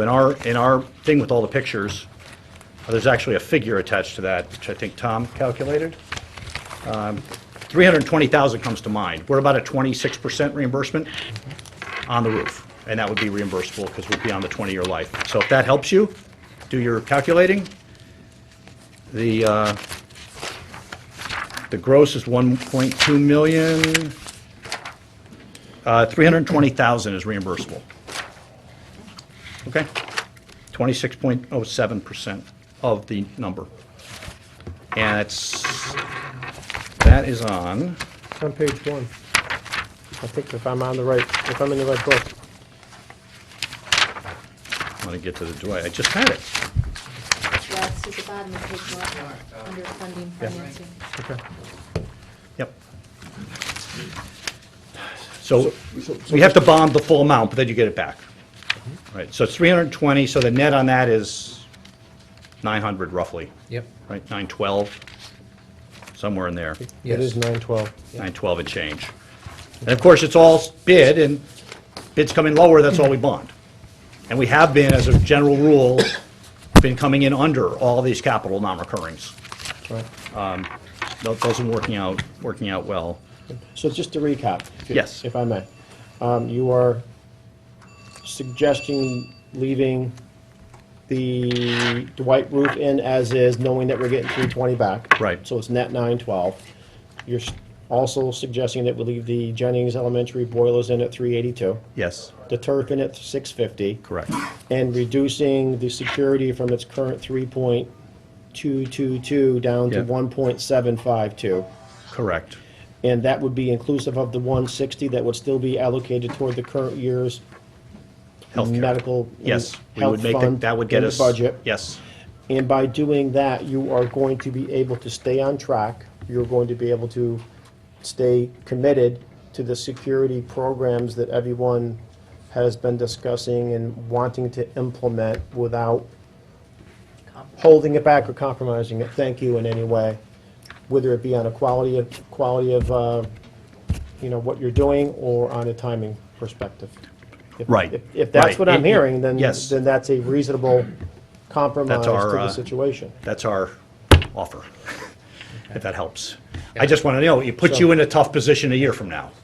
So, well, that's the final point, is we know that there's another 1.5 million Right. that needs to be allocated, bonded, and spent and committed to, if not on paper today, certainly in conversation today, so that we can't have half a project. What it does is two things. It buys us frees up some dollars today. It also buys us roughly a year to go back and look at the other projects and make sure we do our best to adjust those so that, because what we didn't do here is we didn't adjust the 2 million. We just added 3 million on top of it and got to 5 million. Now we have a chance to go back and look at next year and see what we can adjust there so that we don't get hit with this. But Dr. Tuttle, any of your staff work with finance in terms of putting together the bonding resolutions? Because we've got 3 different bonding resolutions that cover this. And my question is, are these items all in one bonding resolution, or are they spread throughout all I think 3? they're spread out Based on what they are. based on the, Are what they? you described. Are they? I think they're Yeah. spread out. I think there are more than one, because Tom was looking at that. Yeah, Are they in 2? They're in 2. they're in 2. Because what I'm looking at is we may need to approve, we either have to bring this back at some point or approve a motion to have the bonding resolutions rewritten to our instructions, and we would give some guidance from here. Yeah. Because it, on one level, saying that we list all these projects and give the board flexibility to spend up to $1,752,000 Right. as they choose and as they can accomplish. That gives you flexibility to Right. work on what you want without us specifying what things you're working on That would be helpful. or where. Right. That if that were all in one bonding resolution, that is relatively easy to do. If that's in multiple bonding resolutions, Oh, okay. that gets harder from here in terms of breaking out that number in terms of what and where. So I think from our standpoint, the bonding resolution, if we can ask that that be written per our specifications, and that would in essence be the motion we would pass after to To have finance go back and allocate the approvals within the proper bonds. Yes. Bonding. or to combine it into one so that it's done on that basis, so we see, Yeah, because that'll be next to impossible to figure out at this table. yes. Yeah. So either we can do Or that, so. we could do that, or what is our deadline for moving forward with these items? We can bump it to our next meeting. All it would do is bump the RTM approval of these The following month. to March. Because if we bump it to our next meeting, we will not make the February. February Board of Finance meeting. Right. Unless, unless we could go through tonight's meeting and give a thumbs up or a thumbs down to all of the items that we want or don't want, and then just, if it requires us to approve bonding resolutions specific to those decisions, we could have a quick meeting next week just to vote on the results of that and what the bonding resolutions look like in advance of the Board of Finance meeting. I'd Do you have be some fine with that. flexibility? I mean, it should be, Do you have some I'm flexibility? good a couple days, I'm not good a couple days, but Yeah. if we were to do that, that would simplify it tonight, because we could thumbs up, thumbs down what we agree to, and then give it back to Bob's staff and say, this is what we approved, and can you figure it out? And we could have a quick meeting on, just that approval. I would feel more Because you comfortable. might- Assuming nothing changes, and I don't think, I think that's a great I think suggestion. that's a great suggestion too, because I'm worried about your timing in terms of the summers, if it's into yeah. March. Plus, these guys just did a whole bunch of work out in the hallway. I want to make sure that you're not off by 50 grand or something, or, No, it's fine. No, I don't believe we Okay. are, not only from the times of ordering things, scheduling things, and get Right. them done in the summer. Okay. But when we reviewed moving the non-reoccurring sooner than the budget process, some of that had to do with the workload of the Board of Finance when they get things and the Sure. RTM. So as much as we could stay on the original idea of the schedule, I think Sure. it would be good for a number of bodies. Absolutely. And the workload on the Board of Selectmen wasn't a consideration. No, No, because you're already working. because you start at 4:30. You start on the clock. Right. Okay, so just, Kevin, do you want to summarize where we are? I thought you did a good job of that. Well, I was thinking that if we could get through all of the items and decide whether we want to approve them or not and vote on them, then we could end up with a final list of items that we, as a Board of Selectmen, approve. Okay. And then we could send that information back to finance, and then they could reallocate the bonding resolutions per those decisions and give us which ones go in which buckets. Okay, well, let's do this then. We've got, moving along those lines, security and safety infrastructure for $3,772,000 and change. We're talking about dropping that to $1,752,000, because that would let you move forward on schedule, and all we're doing is basically breaking up to year 1, 2. We're not going to identify where it is within this list of 3 million odd projects, so that we maintain the security, and yet that gives the flexibility and priority to move forward on that. Moving You meant up, to say 1,752,000, right? Yes. no, He caught that. we're looking at the partial roof replacement at Dwight, but realizing that there's $320,000 in reimbursable. And Connie, if you could make sure that shows up in both the waterfall chart and however we reflect that. I think we still have to get the full number approved in the bonding resolution, but make sure that shows up in the waterfall chart so we get the benefit of that.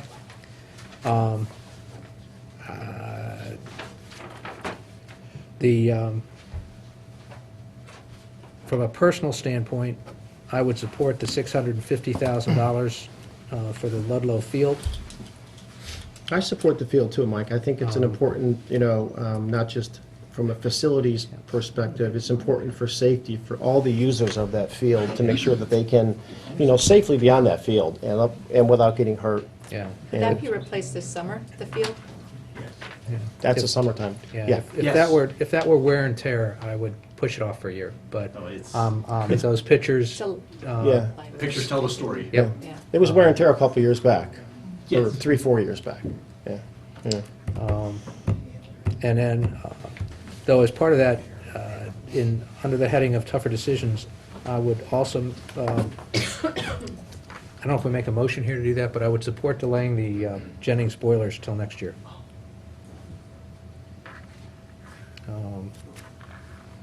And I guess the quickest way to get that on the table is to make the motion and see if there's a second. A second.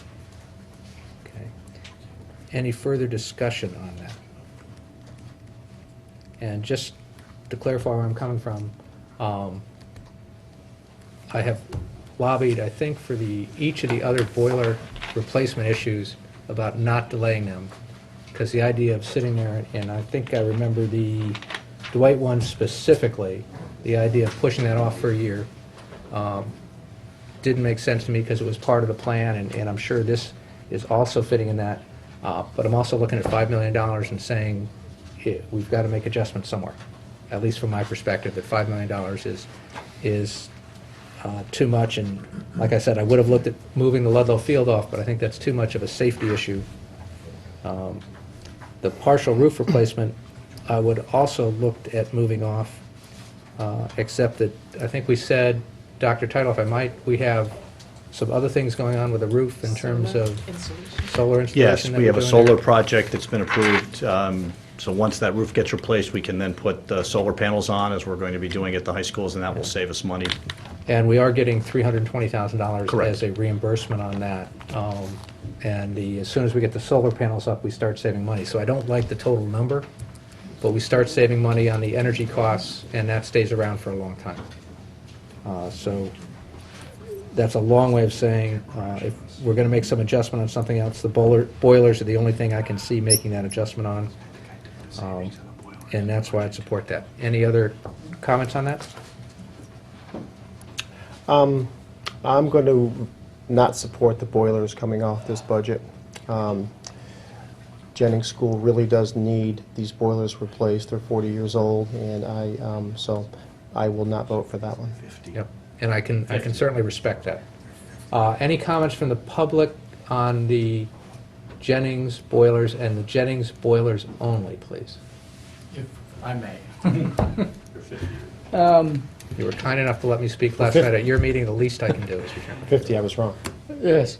50-year-old boilers, you have to make decisions. You make decisions, and next winter, when that decision doesn't pay off because of some problem with the boiler, and the boiler doesn't cost us $382, it costs us $450 because we're doing it on an emergency basis, and have to close the school. I would rather you spend the money now instead of risk more money later. But Yep. If you had another way to get off of $5 million, I'd fully support that. And I probably would have listened to that argument last year when they were 49 years old. but that's my argument. Yeah, no, thank you. There's no good decision on that, and I'm not saying that's easy, and I certainly don't mean that be precedent-setting, but I, from a personal standpoint, any other comments from the public? Back to the board. Any further discussion here? Are we ready to vote? Mm-hmm. All in favor Of the, of removing the boilers from the non-recurring line item? thank you. Yes? Yes? All opposed? No. No abstentions, all right, thank you. All right, is there anything else? And then we're going to basically delay taking action on this till a special meeting next. We don't have to make that motion right now, but we'll delay taking action on this until that week, because we can also then go through the town side now. Is that okay? Sure, but just to finish up on the Board of Ed side, so the boilers are out by that vote, the roof is in as presented, the artificial turf is in as presented. Do we need What did you vote on this? Well, Is that what what I'm- we're doing now is amending it. Okay. Then we'll Gotcha. postpone it, So and then we'll we'll come back to postpone the and item then as come back and amended. vote. Gotcha. All right? So yes, we need an amendment to the security and safety infrastructure. Do you want to make that motion? Sure, I will amend the system-wide security and safety infrastructure amount to 1.752 per the recommendation of Dr. Title. All right, a second? All right. Any further discussion on that? All right, as I understand it, then what we do is make that amendment now. We'd come back to it at the special meeting. Just for the record, at the special meeting, we could still make any other adjustments. Sure. We haven't given that up, but the intent is to get that out on the table today, so we're not extending that meeting any longer than we have to. Exactly. Any comments from the public on the adjustment to the system-wide security line item? All right, back to the board. That also buys us the time till next week to look at how we word that Yeah. and include that, so we Right. do everything proper from that standpoint. All in favor of the amendment? Aye. All right, that passes unanimously. Thank you. Quick housekeeping thing. Go. And this might be for Connie and Bob. If maybe we can get, whether it's a listing or a spreadsheet or whatever, for what, after we're done tonight, what we believe is left within each bucket. So if we were to make a last-minute adjustment or a subsequent board is to be facing the same type of on-the-fly, we want to move something in or out, they'll know which bonding resolution to take it in or out of. Yeah. And I think that kind of we'll have to spend some time talking about how we handle the Board of Ed piece, since we're doing up until some number, and we're trying not to get into specifics, so technically, we don't know how many years each of these would be funded over. Right. So we'll have to come back and Okay. talk that. All right, back to DPW. And Yes. if I make one comment, I have a meeting I have to be at. It's not because you didn't support the boilers, it's just simply because I have prior commitment. And So we I had a can't sixth grade stay concert. for, As I remember, I used that excuse on you last night. Yes. It's true. Yes. Thank you. Good night, guys. And then, Kevin, I know you have, but if we go through it, as much of this as we can, then potentially we can do the rest, and you can come back and review that later if you have to leave at some point. Because we're not going to vote on, Yeah. the only vote will be to postpone this item until to a special meeting. Okay. All right, that let's see fair? what we, yeah. You hear what I'm Yeah, saying? yeah, Is that yeah, okay? I did, that's fine. 7 o'clock concert, right? Yeah, so potentially, you and I may finish up and get through the rest of this. And then Kevin, you'll know we'll what we did, and you'll be able to raise any questions or issues with that Sure. ASAP next week, so we can get that off the table. Good. Is that All right. okay? Yeah. All right. Mr. Michelangelo? Yep. I think we're back to you. Do we want to make a motion on the paving at this point, or we want to get through the rest of this before we decide that? I'll make a motion to reduce the road paving fund by $1 million. Second? All right. Any further discussion here on that? Any discussion from the body on the amendment to reduce the road paving number by $1 million? All right, back to the board. Are we ready to vote? Mhm. All in favor? Aye. All right. So that's the one adjustment we've tied in here. So far, we have one, right? All right, and Jen, we're going to need to look at a format just so we can review these quickly when we get together. All right, next up, Joe, I believe, is the Valley Road Bridge. Okay, that's Valley Road Bridge design, $220,000. That is a state, local, federal bridge, so it's 70% reimbursable. We've completed about a third of the design under a previous appropriation. It's now ready to go to final design. By doing it this way, we've negotiated a fee schedule with the engineer, Dewberry. So we have a fee schedule that was negotiated between the town, the consultant, and the state of Connecticut, who's involved financially in the project. By splitting it up, we have not jeopardized any economies of scales. The final prices between the two are competitive, and we've had a couple of public meetings on it, so the bridge is ready to go to the final design and bid construction set. Okay. Any comments from the board? Just want to say thank you for holding those public meetings. It's in my part of town, and I was there at Stratfield School, and it was well attended, and people in that area are very much in support of this. If I may just, I don't know if you said 70 or 80. I'm Bill Hurley, engineering manager. I didn't know if Joe had said 70 or 80%. I just want to make it clear, it's 80% federal Okay. reimbursement. He said 70, so thank you. okay. Thank you. And the numbers say 82. Yeah. 80 also. Good. Okay. All right, I guess from a public comment standpoint, we'll come back to the public after all these, once we've talked through them all, made any amendments we're going to make. All right, so Joe, six-wheel asphalt truck, if that's okay with everybody to move on? Six-wheel dump truck, the heart of any public works department. Public works departments have more of these than anything else. It's a dump truck, but this one's equipped with a special body to efficiently distribute asphalt so it doesn't get segregated, stays hot, all that good stuff. It replaces a current 1990 truck that's used for asphalt, also used for plowing too. 10-wheel dump truck, which is the largest type vehicle we have, sometimes referred to as tandems. We have 5 of them, used for heavy hauling, probably hauls about, 67% more of the conventional 6-wheel trucks always on the road. We have 5 of them using for the heavy-duty one. This will replace a 1984 Mack truck. Once again, this gets used not only for hauling of materials in construction projects, but also for heavy-duty plowing. Any questions from the board? No. All right. Please go, Joe. The payloader is the standard bucket-type machine that's used on construction projects to lift material out of a hole, dump it in a dump truck. Also used at the yard to load up equipment, salt, and alike. This is a 2000 vehicle. Some of the hydraulics are getting old and tired on it. It's to the point where it's probably going to be restricted to a yard vehicle very shortly, not suitable for road type works. And overall, we have 4 loaders or 3?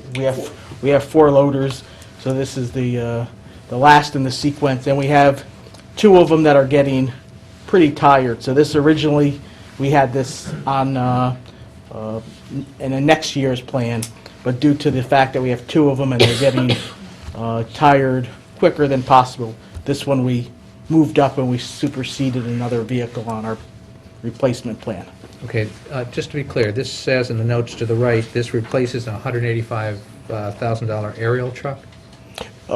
Correct, that was the vehicle that, in our waterfall that we submitted in September, we had 4 vehicles, one of them being, there was a couple trucks, the payloader replaced the aerial truck, and another one of these replaced a sweeper.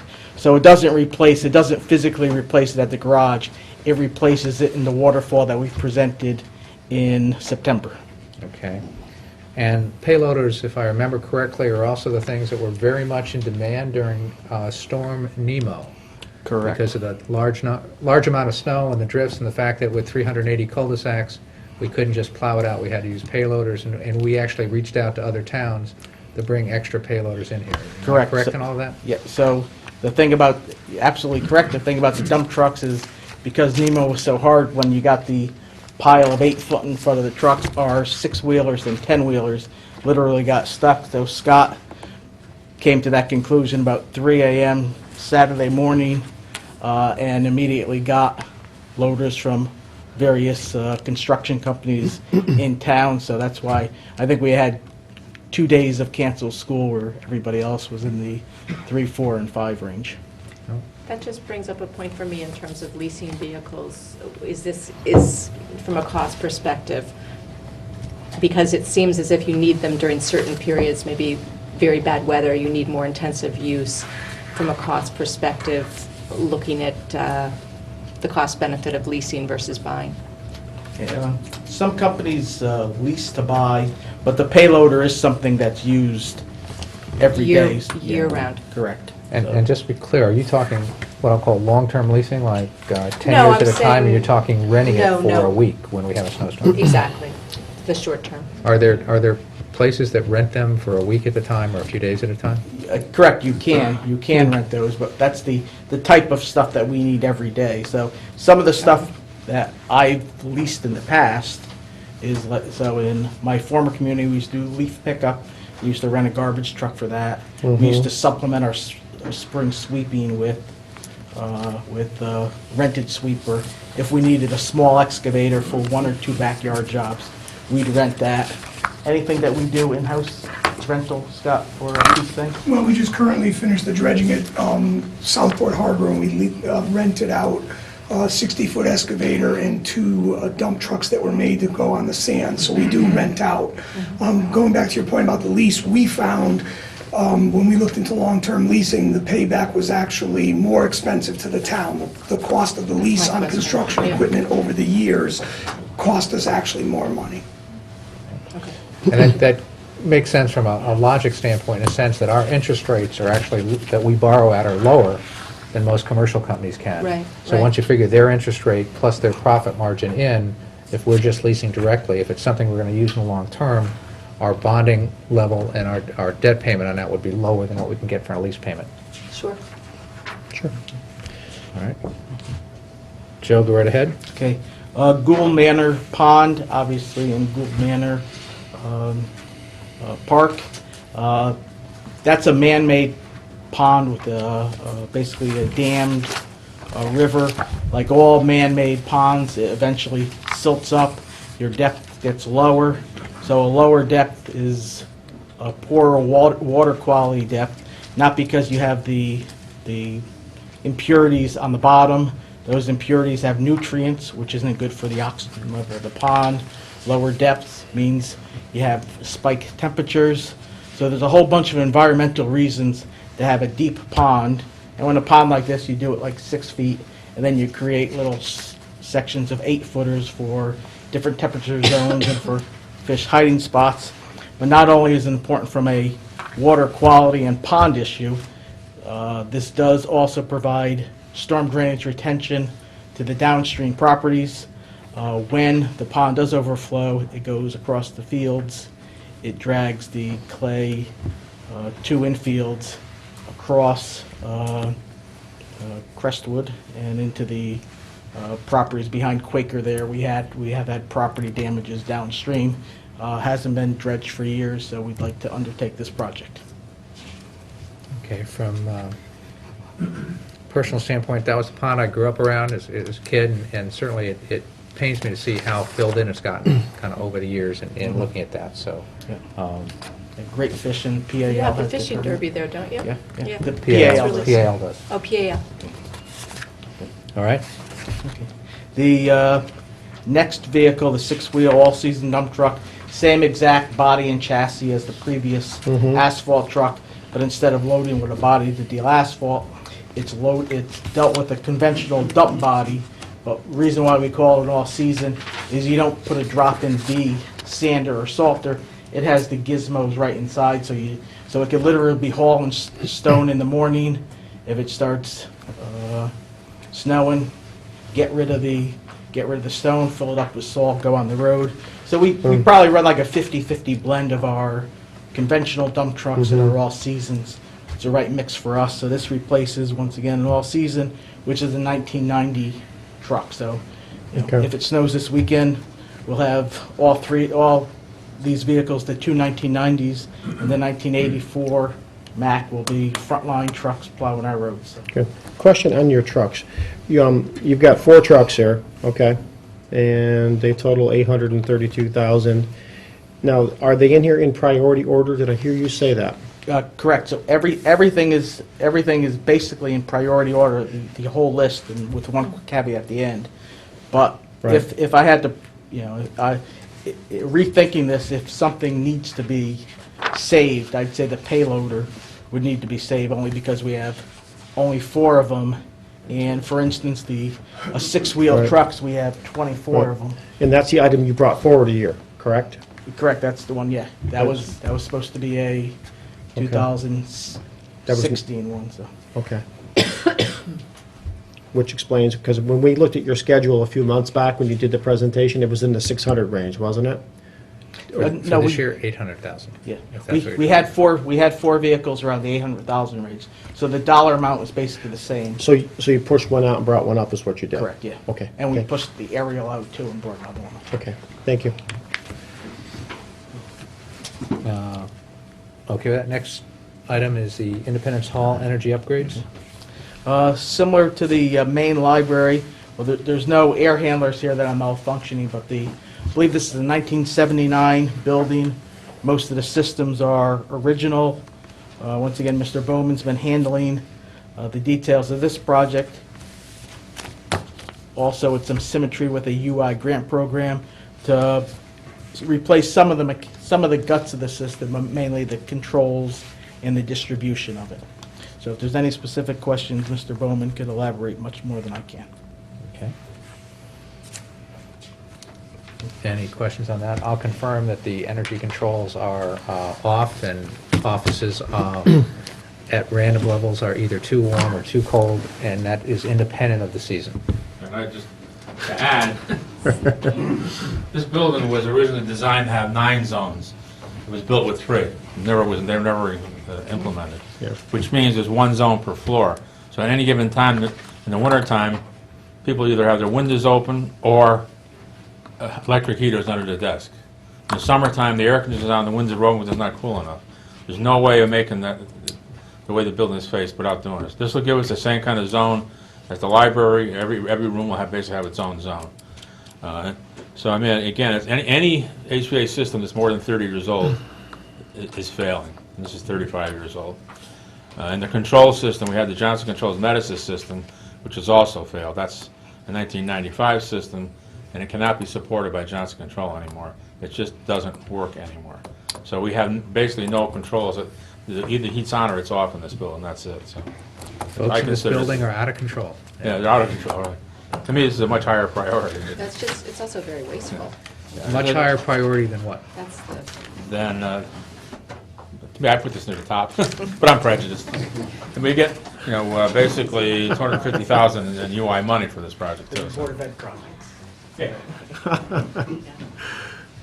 Okay, and I'm let's just be clear on the Independence Hall energy upgrades. That's here for $300,000 in here. Could you describe more about what we're getting? Again, UI's Energy Opportunity Program, we do this as two projects in the same year, and with that, we'll get a $200,000 zero interest loan and at least a $50,000 grant to offset the cost. So it's really a $550,000 project with $250,000 of UI money. Okay, how is that, you said that's a $200,000 zero interest loan. How does that work? Do we still have to pay back the $200,000? What happens is they set it up so it's like a 4-year payback. And you pay it out of the savings. In other words, if we're going to save $10,000 a month on or $2,000 a month on the electric bill, whatever it is, that $2,000 will pay the loan back. So for that 4 years, you won't see any reduction in the electric bill. And then when it's paid back, all of a sudden you get the big reduction. So it doesn't require any appropriation. It just gets billed that way through as part of the electric bill. Okay. All right. It's 200K. All right, and that program is available now. Will it be available next year? It's been available every year. They keep changing the rules and regulations and how much is available. Right now, there's a lot less money available per town than there used to be. That's part of the problem. Okay. And it used to give a separate grant for Board of Ed and a separate one for the town. Now they combined it and cut the money in half. So we're very competitive with Board of Ed for this money also. So it doesn't go as far as it used to. Sal knows. We're fighting each other for it. Yeah. Sal's smiling. Sounds like he's winning. Yeah. All right. Thank you. Any questions on Independence Hall? No. All right, Tungus Hill Butler Building? The town owns a former DOT garage on Tungus Hill Road in the area of the SCAP car dealership. So we've had it for about 15, 20 years, haven't put a dime into it. It's about an 80 by 100 brick building. Multiple town departments use it, and in some ways Public Works uses it less than the other departments because a lot of the other departments like fire and police, education are more space challenged than Public Works is. But we've all cooperatively used this space to store vehicles. An example, the fire department has two 1990 fire engines that service the beach area during Sandy's, and they're used for emergencies, but basically they live up there most other times. Vehicles like the Gator and the boats, police boats, and the small police boats, things like that you don't want to store outside. It gives them a good housing to store them. And one example I'll use is the Jennings Road Fire Station. There was a vehicle, there last winter that seemed like it got moved every time it snowed. So this is a good indoor location to store a lot of our goods in. The various departments are all, when I discussed this with them, are all pretty excited about the opportunity to get some renewed space. The existing building is a block brick building, single paved windows. Garage doors are failing, but the most part, the flat roof system it's always leaked. It's leaking more. In doing some evaluations of it, it's not just the membrane. Some of the structural members are deteriorating. So if we want the space that multiple town departments utilize, it is an asset for us. It gives us some luxury of especially the departments that have the tight space to give them an indoor work environment. What we use it for, Public Works for, we do use it. A lot of the time we store our summer stuff there, off-season. Conversely, during the summer, we'll have a lot of our snow blowers, those type of beach equipment there, things like that. So what we propose is to put a Butler building, a prefabricated metal building, approximately 80 by 80. They run about $16, $18, $20 a square foot to give us a place to store a secure indoor location to store a lot of our valuable equipment. We've talked with the various departments about the need to supply partial heat or no heat. So whether it's going to be 60-40, we haven't got the final design yet. But the space that is heated would have like the hanging furnace type thing. So we think it's a need for the town, and our current facility is, is not going to last much longer. Really no possibility of rehabbing the existing building as is. So can I Go right just ahead. ask a question? So, because I see that the roof is in danger of falling in, which could cause quite a lot of damage to the vehicles that are being stored there. So there's no way you can rehab the roof only. You've looked into that versus taking down the existing and putting up an entirely new structure. Correct. It's not just the roofing material itself. You'd have to open up to the sky and replace all the structural members there. So the rest of the building isn't worthy of that type of replacement. And when I say, all the windows and frames are 50, 60 years old, single pane type things. The doors aren't in good condition. Even the bricking has the mortar missing. It needs to be repointed. So there's a number of reasons not to sink money into this building. And from a safety standpoint, is the risk imminent? Is there anything you can do to shore it up at all? Could it happen tomorrow? I mean, I'm just wondering how desperate a situation is it? We don't put people on the roof. What's that? We literally don't put people on the roof, it's that bad. But I think this past Do year. we store people up there? I think this past year, we probably spent maybe $2,000 or $3,000 just to do some of the worst type Maintenance. leaks. But If I can Yeah, go ahead. rephrase your question. Do we have an issue with snow load up there? How bad is it in terms of stuff coming down? Snow load could certainly be an issue, but, I mean, to me, it's, the issue. Scott, at some point, I think you got to get to the mic.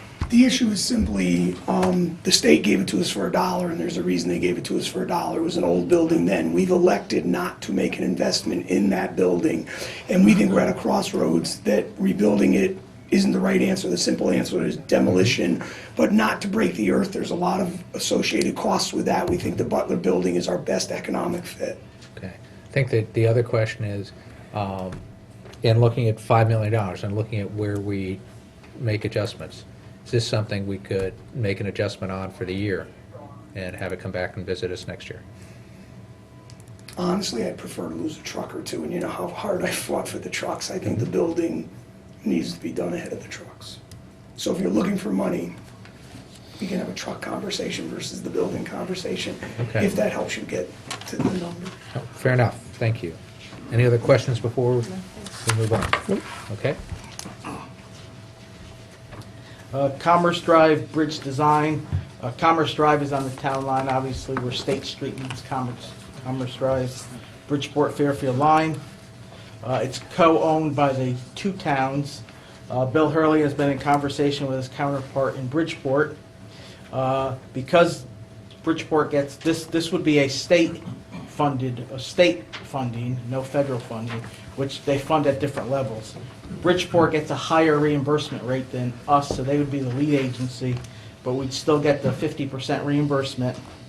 So the total amount of the project is $400,000, split up between the two municipalities. Bridgeport will go through this same process. If we both get approvals, one of the things we'll do is apply for the state program, which the time cycle is about a May cycle. Because it has co-benefits in two towns, we're pretty optimistic we'll receive that. But that's where this stands. And once again, these are in priority order. I included a verbiage from the inspection document from the state, and even though that you can see this is in priority order, it's not a pretty description what the inspection report says. It's only one paragraph, but it conceptually describes some of the issues with this bridge and uses some terms like structural deficient, etc. All right. May Any I further ask questions? Go A ahead. quick question. So if we approved this and Bridgeport did not on their side, where would we be? Yeah, we could not go forward with it unless there's a two-town participation in it. When is their vote, or when are they reviewing this? So their approval process? I had let the city of Bridgeport engineer know that we were going for soliciting the fund. They were the ones that approached us, so They're very aware of the bridge report as well. I let him know that we were approaching or going through the town process. He said he would do the same. This is the state local bridge program, and just to give you an idea, the funds for fiscal 15 are already spent. It's a very competitive program. A couple of years ago, the local bridge program, the state elected not to invest any money into it, and so it was down to zero. And about 5 years ago, like for instance, Fairfield would only get 27%. And a lot of municipalities were capped at 33. So the fact that they've raised it, realizing that most municipalities are in, during troubled times here, they've raised it to 50%, so it's really become a very competitive grant. And they would start soliciting applications in March, and and they'd make a decision by May. But we feel we'd have a real good chance with, 2 municipalities. If it is a very competitive one, and let's just say the state can only approve, say, 8 or 10 bridges, Right. you get more bang for the buck, Sure. and you can please 2 municipalities rather than 1. We think we'd have a good chance for doing it. So. And you could read the summary of the bridge report that the bridge is getting, unfortunately, in worse conditions. So. All right. Any other questions, I'll be glad to answer. No, thank you, Bill. And the last one that I have is, once again, these are in general priority orders, and this one that I'll bring up now is listed separately only because it's it's a co-application, so to speak, with the Fairfield Museum. The Burr Mansion, as you know, is a town building. Been working with Mike Jaley in the museum to try to identify some of the deficiencies of that building, which are compromising the full use and benefit of the building. Targeted some improvements for $150,000, which address the most critical issues: the kitchen, several lavatories, ADA accessibility issues, some environmental lead paint issues. So we've packaged all those items together for $150,000 that we feel will go a long way to improving the most utilized areas of the Burr Mansion. Once again, the only reason why it's at the bottom of the list because it's a project with the museum, not because we're slighting them in any way. Is Mr. Jaley here? Yeah. Yes. Mike, would you like to come up and tell us a little bit more about what's going on here? Sure, With your- happy to. As Joe mentioned, the Burr Mansion is owned by the town. The Fairfield Museum and the town have a management agreement whereby we manage its use and sort of schedule and all that. I think everybody is familiar with Burr Mansion. It's used by several thousand Fairfielders every year, from small events up to the big events, Christmas Tree Festival, Santa's House, where hundreds and hundreds of kids go through it at one time. Burr Mansion at one time was town offices, and when this building was built, town offices moved out. There were some renovations at the time, around 1980, before it opened up for public use. There really hasn't been much done since then. The sort of escalation of emergencies that occur, particularly during these big events, has really gotten significant. DPW has been wonderful, but they are called out almost on a regular and constant basis to repair everything. The fire department comes frequently to deal with false alarms due to the poor ventilation around the stove. The bathrooms are really substandards. They really haven't changed since the town offices were there. And this last Christmas, we had a major failure in the plumbing there, which poured raw sewage all into the basement, shut down the Christmas Tree Festival for several hours. So this really is critical needs. We've been working with the town. We've engaged an architect, and we've also hired Slocum Consulting to do a very, very detailed cost estimate for multi-phase repairs, which we're looking to do over time. We're approaching the state for some of this funding and what have you, but what we're proposing here are really the most critical issues. That is, things that we think risk public safety and just general access to the facility. Thank you. I'm also thinking it affects, people rent Burr Mansion after weddings and, private events, and you want to show it off a little bit, and if you go into the bathroom and you think your mother-in-law is going to go into the bathroom at your wedding and it's a disaster, not so attractive. So Yeah, I mean, this really is something people- critical infrastructure. The cosmetic stuff's a whole nother story, but Right. you're absolutely right. Yeah. Well, the sewage coming out in the middle of an event Yeah, is a that's- big deal. That's not good. Right. Yeah, I think that unfortunately, there's a number of issues here, and we're kind of seeing a lot of them today, which is what's driving the $5 million number. Right.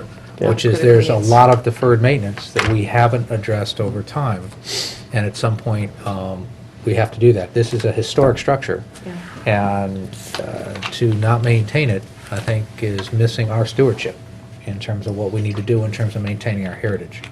So I think that's, and Mike has done a great job of laying out the priorities. There's larger visions beyond this in terms of what we can do, but this is, in my mind, on one part, I'm going to say it's a big Band-Aid.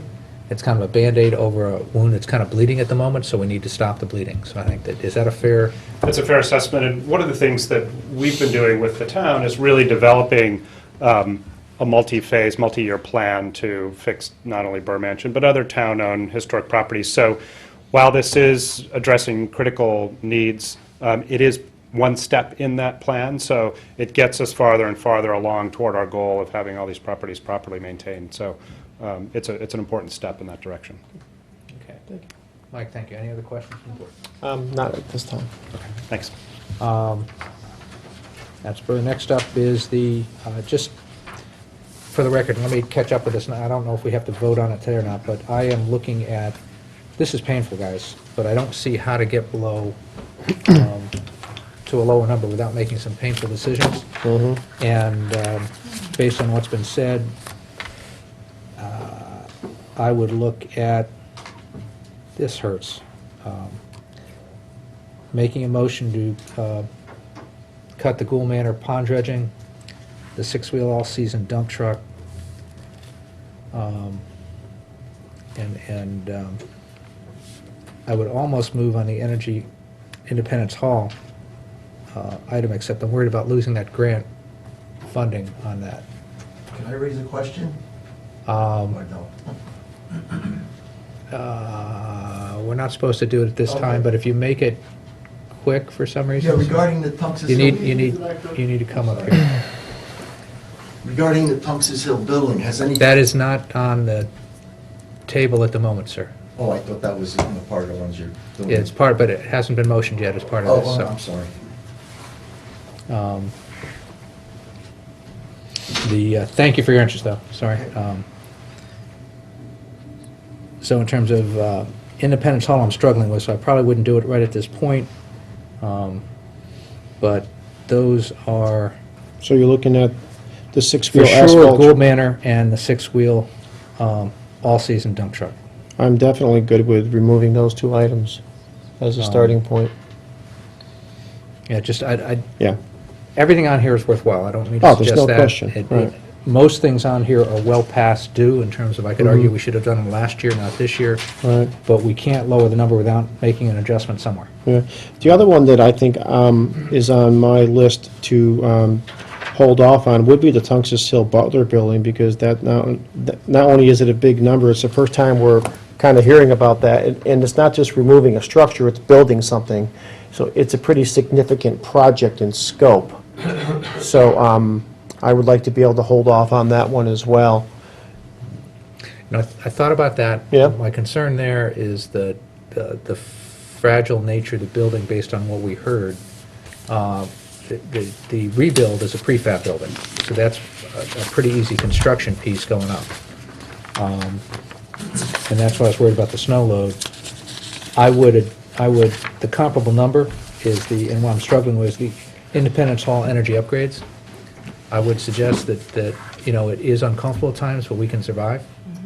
Sorry, Jim. I'm going to have to answer that, I'm going to have to answer to a lot of employees about that. Your email will be filled up tomorrow. Yes. You know, my only question there is if some of the grants that we're working on there, Right. I don't want to save 3,000 and lose 400,000. Understood. But So- they've come up every, Well, that's if, I'll probably Mr. go Bowen, if back you to could come that. back to the podium and just address the grant situation there? Well, there is an annual program, it just changes from year to year, the amount of money that's available, that's all.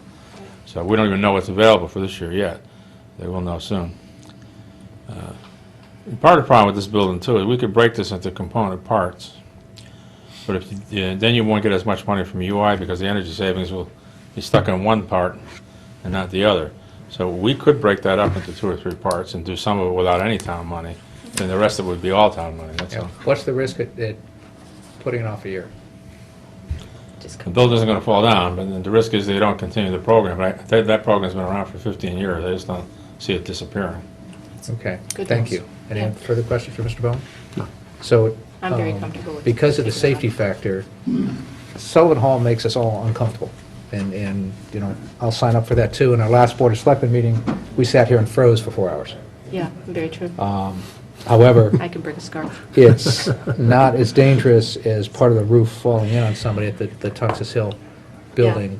Because I'd looked at making adjustment on that one too, Kevin, but Yeah. that would be Yeah. my thought on that. I for would what be that's worth. okay adjusting both of them out, to be honest with you. I think it's just, it's a big number, it's going to be a tough budget year. If there's any way that we could defer both of those or not do either one of those, I would certainly support that. I would just say on the Butler building, I am concerned about that roof because it's protecting vehicles that we could risk a lot of damage to. And it's obviously, God forbid, there's a person in there. So that's a real concern. And if we do have snow and if that could go at any point, that's a real concern for me. And just, yeah, so we do have assets in there, and once again, it's multiple town departments, and in some ways, the fire and PD and education have more skin in the game than Public Works does. Right. But just, you know, I'd say the building started really deteriorating after last winter and into the summer. So this is one of the, you know, it was identified when Rich White gave me his list of stuff, it was on his list, on the big list of stuff to do. But we introduced it in the waterfall, once again, in September when we presented the waterfall, we moved it up to year 1. So that was the first time that, I'm pretty sure the Board of Selectmen and Board of Finance were there. So we introduced it at that time in September because of that reason. Just to be clear, what's the safety factor on the roof? How likely is that to? Well, and I'll point back to, you know, a couple of winters ago when I was in Cheshire and we started seeing roofs fall and they started coming down the line, and there were perfectly good buildings in even Trumbull, Connecticut, I know had a major roof failure. So yeah, it won't take, you know, That was it won't- kind of more back during Nemo, though, if I remember the Trumbull. Well, that was even, I think that was even but that was it was January of 12, I think, when we had the big storms. The whole January, we had about half dozen, and we were getting 2 and 3 foot buildups on the roofs. Yeah, this roof won't take something like that. So, yeah, snow loads are the big factor. And once again, you don't want to play the safety card, but if it can't withstand a thorough investigation or inspection. You have good comment? No, I wouldn't support removing it. All right, and then just to, a quick update, if we've got the $1 million down, that takes us from 4.2 to 3.2.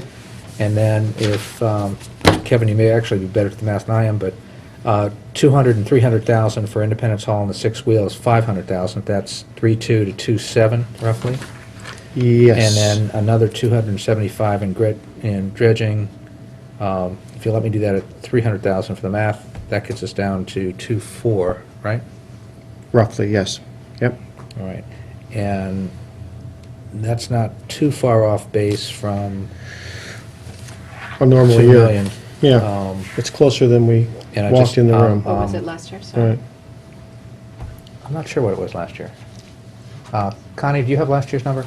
Yes, last year we approved the non-recurring 2.63. Okay, it's in the zone. Okay. I mean, there are just certain things here that just are mission critical that can't come off, you know? I Yeah. mean, you know, I agree. The only other thing I'd consider, just for the record, looking ahead here, Mhm. because I think the pumper is fire safety. Yeah, And I think that's, we delayed that from last year to get to this year, so I don't think we want to play, can you wait one more year, because we've already done that. No, I So fully, I would support that. I fully support the pumper as well as the continuation of the golf course restoration commitment that we've made. Actually, see, the golf course would be one thing, because it's Would it? It's not critical. tee and bunker replacement, and it's something we can make up next year. It's not, you know, and looking at that, if we had to revisit things, and I think it was done before you and I maybe Maybe. started, but part of my issue would be, we should have just bonded the $1 million 10 years ago and done it We all did at- talk about that, and it was an interesting discussion, I remember that. Instead of it- piecemealing it over a decade, which is kind of what we've done. Because and we've moved things, even though we've approved 100 out, because of weather and other things, they haven't always gotten done the next year. So if you told me we were going to extend the 10-year program 11 years and skip 1 year, because It was a tough year. because I'm looking at some point, it's where else do you cut? If we Well, build I a mean, pumper, and I yeah, still need to hear on the cluster replacement. Yes, but- that's an open item. So. The golf course does drive revenue for the town, however, and it does drive, you know, it is part of a 10-year plan that was very thorough and well thought out. I guess my question would be, how big a factor is it in people coming to Fairfield to play golf and to pay those fees? Sure. There is a mention of a safety issue, a safety concern, so I don't know if somebody from Jerry here? could address Jerry is that. here. Jerry, can you fill us in a little bit, if that's okay? Yeah, that's fine. Those are my two main things. I want to drive revenue and, Thank you for joining us tonight. It's been, you're doing a lot of meetings these days, Jerry. see you later. Another one in a Two. few Now. minutes. No, it's not till 7:30. 7:30. Oh, that's right, okay, thank you. I'm going to get a bite to eat. This is an ongoing program, as was mentioned.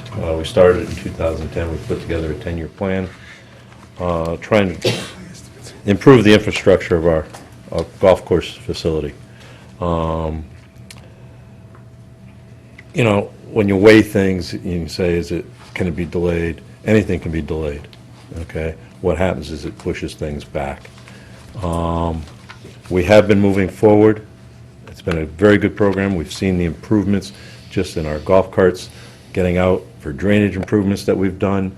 You know, when we say safety, it's not that, you know, we're concerned when you, in a bunker, you know, they're full of rocks because obviously they're old, they haven't been renovated, drainage, someone could hurt themselves.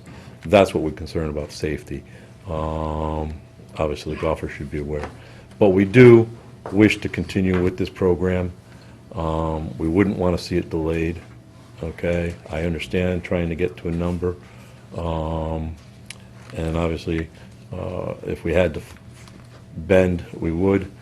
But we would like to see this stay in the process so that it does keep going, because what happens is, a lot of times when you spend time putting a plan together and you miss a year, okay, you don't start catching up. We've seen it in the past, and I would like to be able to stay on course. No plan. That was fun.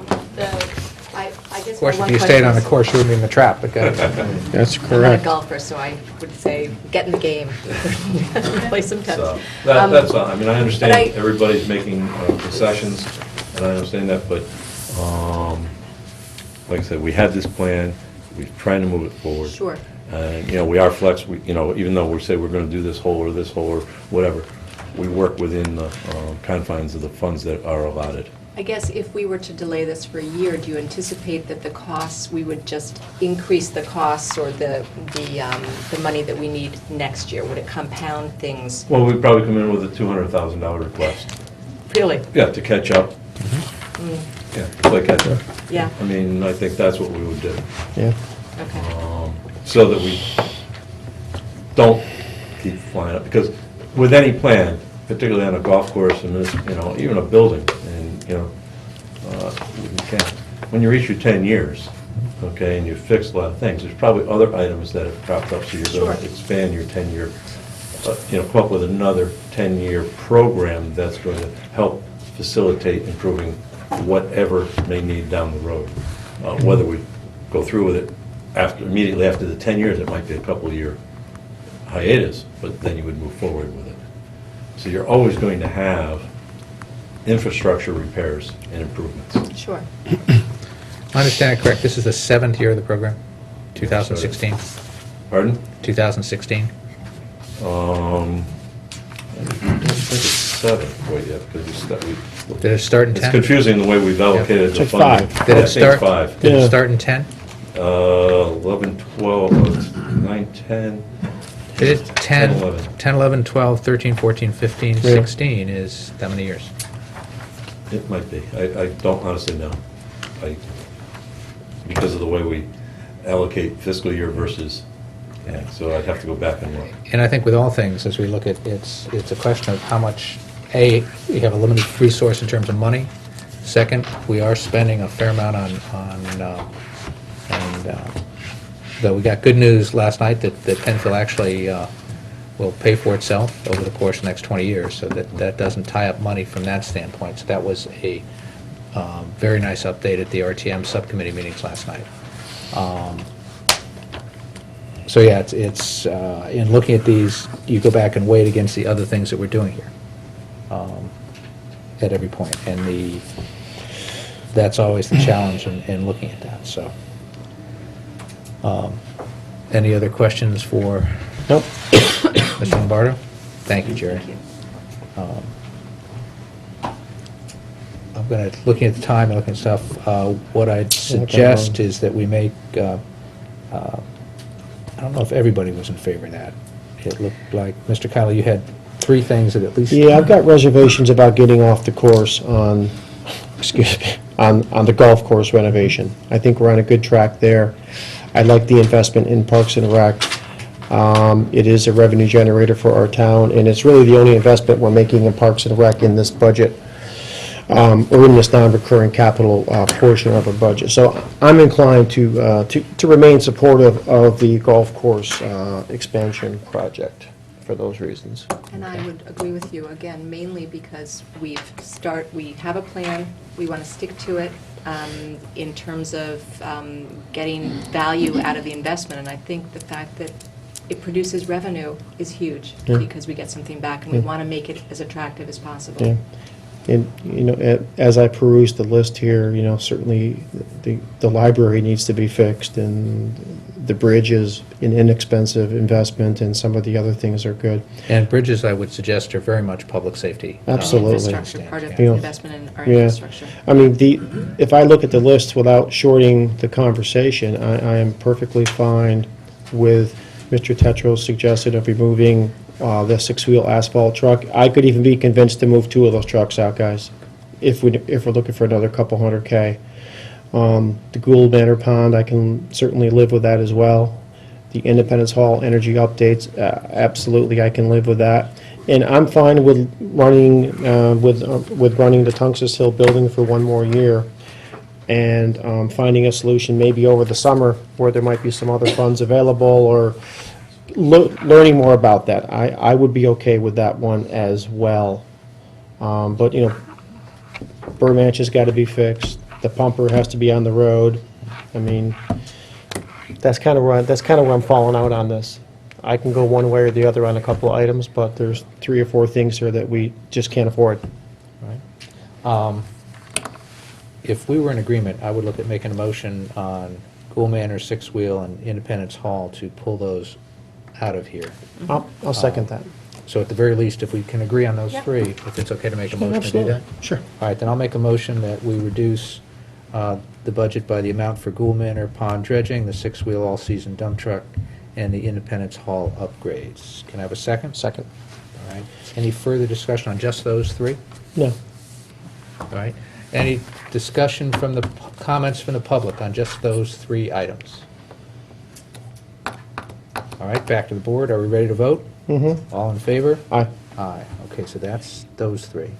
Is there anything else somebody would like to make a motion on Yes, through the golf course, let's say, because we haven't gone any Right. further than that? Yeah, I'll make a motion to reduce the Tungus Hill Butler building by $350,000.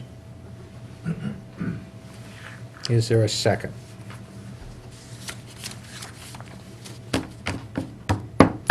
That's Hearing going to die on the none, floor, right? that, Okay. doesn't go forward from here. Okay. Uh, And I'll make a motion to, and I'm going to take them from the bottom up. I'll make a motion, assuming these things are in priority order, to remove $200,000 for now, just so I'm clear, the six-wheel truck that we removed already Mhm. was the one for, Was the one between Gould Manor and the one between Gould Manor and Independence Hall. and then what's, okay, so that's the That's the 200, $200,000. the $200,000 one. Then I will make a motion to reduce that budget by $228,000 for the 10-wheel dump truck and live one more year with the current dump truck. I'll second that. I know it's Okay. tough. Any further but discussion? It keeps the payloader in, and it keeps the asphalt truck in, and it kind of shares the pain a little bit. If I might, Please. Mr. Michelangelo, could you comment as to where that fits in your priorities, that versus the, after going through Storm Nemo, I'm kind of partial to payloaders. Yep. But, and I'm not wild about cutting your trucks, because we've just gone through a whole lot of this stuff. But all that being said, give us some feedback, please. Me and Scott Bartlett were discussing since Good one timing. one of these might come up, and yeah, that would be the 10-wheeler would be the one. That would be the one you could live for a year. Correct. I know it's tough, but All right. Okay, to go to the public. Any comments from the public on the motion to amend this and remove the 10-wheel dump truck, and on that item only, please? All right, back to the board. Ouch.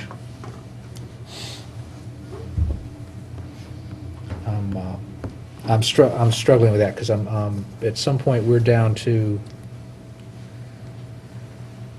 2-2, and I know we wanted to get it,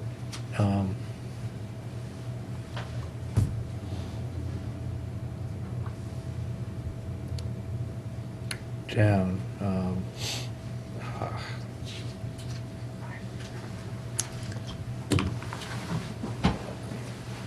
I don't know. Having, DPW's been so good over time, and they've always stepped up and kind of offered a truck here and a truck there. I'm just having real difficulty with that. And I understand, I don't Sure. disagree with the thought process going in. And I know I sat here a few moments ago and said we have to cut somewhere. Well, do you want to hold a week on this one and give it some thought? I mean, I'm fine removing it, but I'm also fine showing you guys the courtesy of further review should you think that's necessary. I'm okay removing it. Oh, you are? I am, Okay. yeah. Okay. I'm just trying to be considerate Yeah. of, No, I'm having trouble with that right now, guys. I just, and part of that is having gone through the vehicle plan with these guys. yeah, and these and guys have done a everything great else, job, there's no question um, about that. So at the moment, I'm not going to be able to support that, but I understand. Okay. I understand we've got to do something somewhere. Okay. So we Unless should there's any vote. further good, are we ready to vote? Mhm. All in favor? Aye. All opposed? All right, Okay. that was a yes on your side, right? To remove it. Yes. Yes. Correct. Okay. So that goes down 2-1, all right. So that's gone. Jen, are you clear on how, Jen and Connie, are you guys clear on what adjustments we've made so far? Mhm. All right. Then, we're done with DPW and the golf course? We are, All right, does anybody have any questions on the pumper? From my memory, we discussed this a bit last year when we moved it off. We Sheila, did. I don't know if it got all the way down to you, and if you wanted to hear that again, No, I'm familiar with it. okay? Fine. I'm supportive and familiar. I'm supportive of keeping it in, we bumped it Yeah. 1 year. Is that okay? Yep, I think that's more than reasonable. fire safety. These And guys then, need it. Cluster replacement for the ECC. Is Don here or somebody here to talk about that? Nobody. Do you want to All right. hold that one? Why don't we hold that till, We can discuss that one briefly between now and Sure. next, whatever day we're going to meet next well, what week. we do is let's, so we've looked at, the Board of Ed made our adjustments there, we've looked at this and made the amendments there. We are not limited, we can make amendments Sure. at our next meeting. Sure. But I think it Should makes hear sense then to something. hear Any comments from the public overall on any of the items we've amended? Or do we want to hear from the public on any, since the public's been here, any comments that the public would like to share on any of the other items that are on here? Please, come to the podium and please introduce yourself. Dick Mahusky, I'm a member of the Flood and Erosion Control Board, and I just want to thank you for approving the Army Corps of Engineers. It's a good study, and it takes 2 of the 12 items in the plan that we presented to you on the 8th, so thank you. Thank you, Dick. Any other comments from the public? Please. My name is Tom Bosey. It's regarding the Tungus Hill building. The question I have is there any thought about selling that property and building the building near the Public Works garage, the new building? Is Generally- it possible to sell Yeah, that? generally, we only take public comment at this point, but given that the Oh, I'm number of sorry. public, no, that's okay, given the number of public here, we're not, as a general philosophy, I'm not really big on supporting selling town land. It seems like we've done that in the past and always would like it back. We sold Fairfield U property at one point.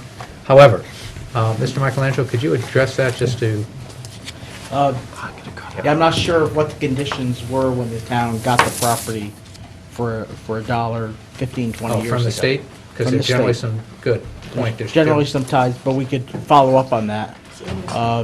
But it is a centrally located building, especially for the Board of Education.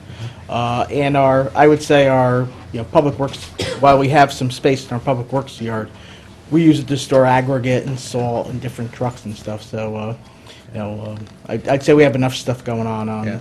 The other point that comes to me is that, given everything we've been through recently, the idea of expanding more in the flood zone is not at the top of, at least my priority list, and I think it's something that we need to really think twice about before we do that. But thank you, sir, for the thought. All right. Mr. Kiley had to leave because he had a prior appointment. Next up for us is a motion to postpone this item to a date certain, to be determined next week. All right. All right. Any further discussion on the motion to postpone? No. This is item 7. Any comments from the public on the motion to postpone only? All right. And again, the idea will be come back here next week. We will notify everybody. We won't go through all the presentation again. The goal would be just to clarify what the bonding resolutions look like at this point, because it's a little bit complicated because of the different life cycles, and we've tried to be appropriate in terms of where we lay those out, and we're also trying to be respectful of the confidentiality of the specifics of the Board of Ed security request. So back to this board. Are we ready to vote? All in favor? Aye. And obviously, Jen, we're going to look to you to coordinate a meeting as early next week as fits everybody's schedule. All right? And that will be a special meeting, and this will be the only item on it. So it should be fairly quick at that point. Next up, the Osborne Hill Building Committee. To hear, consider, and act upon a resolution appropriating an additional $812,172 for costs associated with certain projects at Osborne Hill Elementary School and authorizing the issuance of bonds to finance such an appropriation. May I have a motion to accept? All right, I'll second that. Ms. Marshall, if you will introduce yourself. I'm Kim Marshall. I'm the chair of the Osborne Hill Building Committee, and I'm here to ask for additional funding for the $340,000 for the base contract work and an additional $471,539 for the enclosed walkway. We are renovating the gymnasium, which is the second of three phases. We did not run into any significant issues during the past summer when we replaced windows and doors. Now that we're in the thick of remediating the gymnasium, we're encountering significant unforeseen conditions. We did have a contingency which should have been normally adequate, but because of a number of unforeseen issues, we are seeking additional funding. We've run into delays as the result of government agency approvals, additional testing delays and costs, and additional abatement work. What we've encountered are additional costs regarding change orders relating to these. Also, air monitoring cost, modular rental cost, additional architectural and owner's rep cost. Pretty much this is boiling down to a number of the additional costs are pretty much boiling down to the abatement issues that we're encountering at the gymnasium. I have from the owner's rep a document which you don't have in your packet yet, but I can give you some general ideas of where we ran it, where this $340,000 would be allocated. Our original contract bid came in a little bit higher than the budget. There's an increase there of $73,850. There's environmental monitoring that is additional, that's likely to be around $90,595. There are some additional potential change orders that we're working through at this point, which will be probably north of $94,000. Architectural cost for not only design but contract administration. We have an additional $23,558 there. The owner's rep additional costs are $24,600, and additional modular rentals for the temporary gymnasium are $34,389. So the contingency amount that we're looking for is $340,000 for the original contract work. When the project was bid, we handled the walkway as an alternate, and we'd like consideration for approval for the funding of the walkway. So the total is $812,172.24.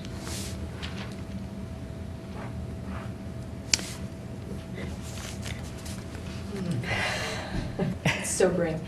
Can I just ask, and I've looked at, I've seen what you've done in the past, but from a timing perspective, how does what we now know about abatement affect the timing of this project?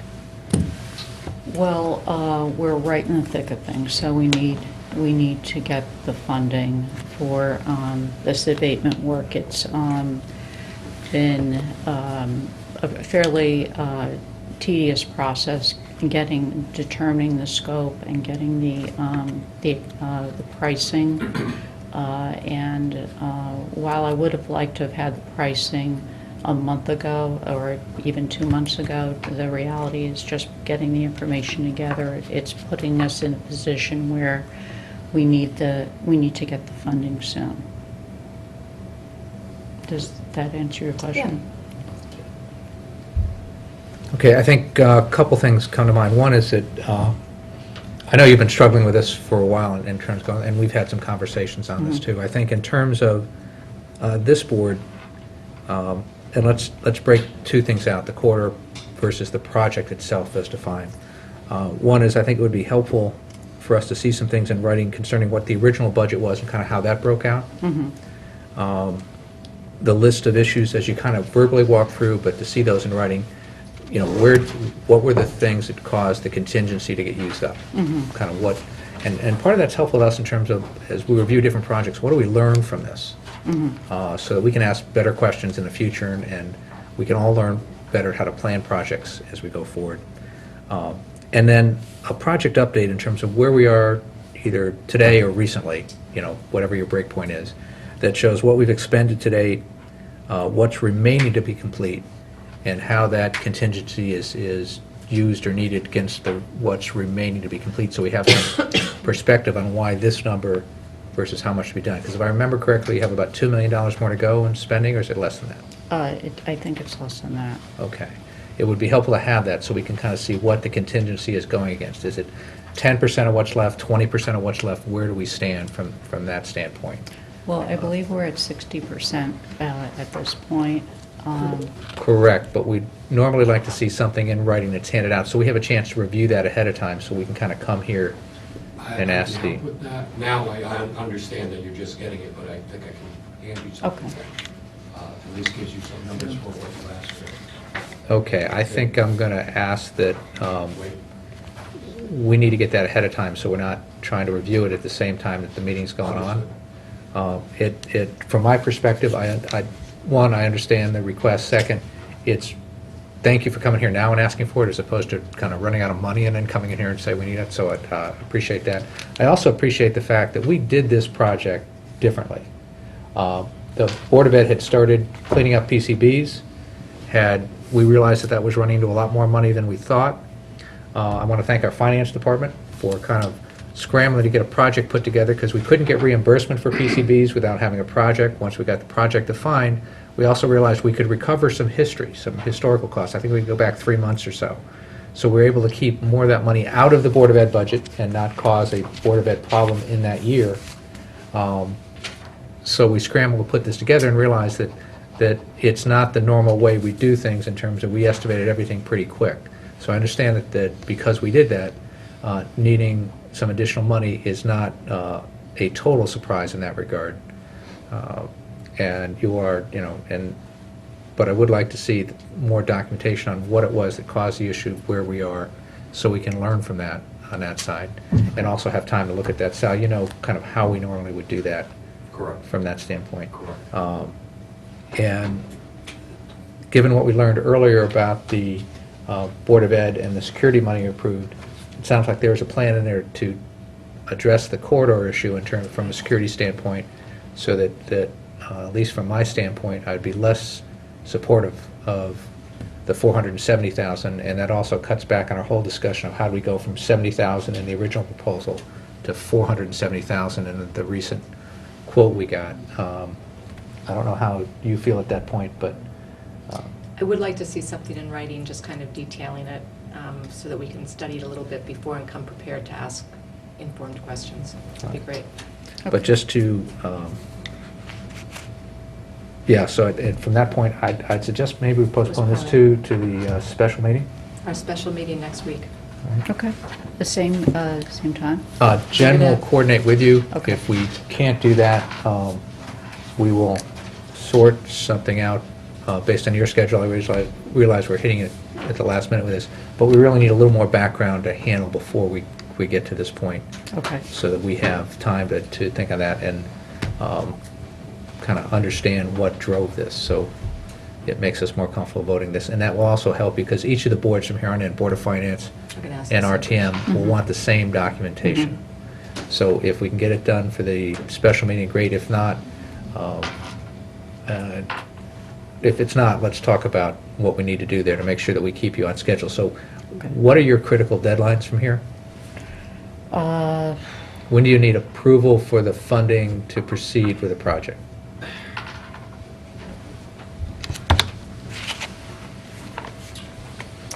Sal Morbido, Manager Construction Security and Safety, Board of Education. Right now, the tentative change orders that we have are in negotiation. If we go by the amounts that the contractor is proposing, we're basically at our funding limit. We're just slightly over. They haven't all been approved. There's room for negotiation. We're working on that between the owner's rep, Larry, who's here. The architect is doing the most of the work on that, as it is his job. So there'll be some lower number, we believe, than what the contractor put out. But if we plug those numbers in, we're basically have no contingency left with the work that we already have encumbered. Okay, well, let's then make sure that we do our best to address this at the next special meeting. We would need a motion to postpone this to... I make a date motion to certain. postpone this to a date certain. Next special meeting. I'll second that. Any further discussion here?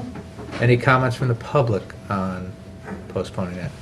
Ms. Marshall, are you sure did we describe what we're looking for in enough detail? Yes, and I think we have it. You just didn't have it in advance. Okay, very good. Back to the board. Ready to vote? All in favor? Aye. All right, thank you. Thank you Thank you. very much. And Jen will coordinate the dates to make sure that they work for you. Okay, great. All right, thank you. All right.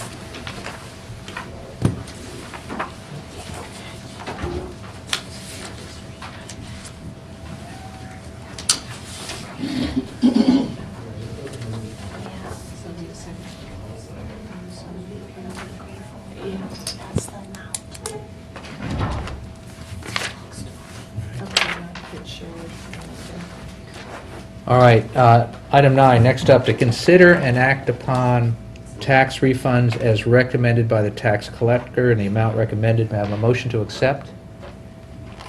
And I'll second that. And there should be an amount if we need to amend this. had made an amendment.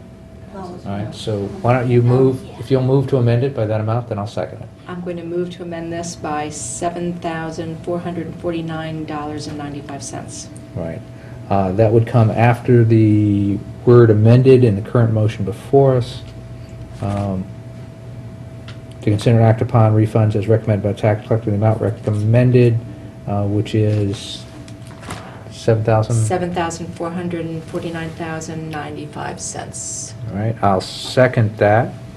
And that's the amendment. The item as amended, or the amendment is before us. Are we ready to vote on that? Any further discussion? All in favor? Aye. The item as amended is before it. Any further discussion on the item? Are we ready to vote? Aye. All right.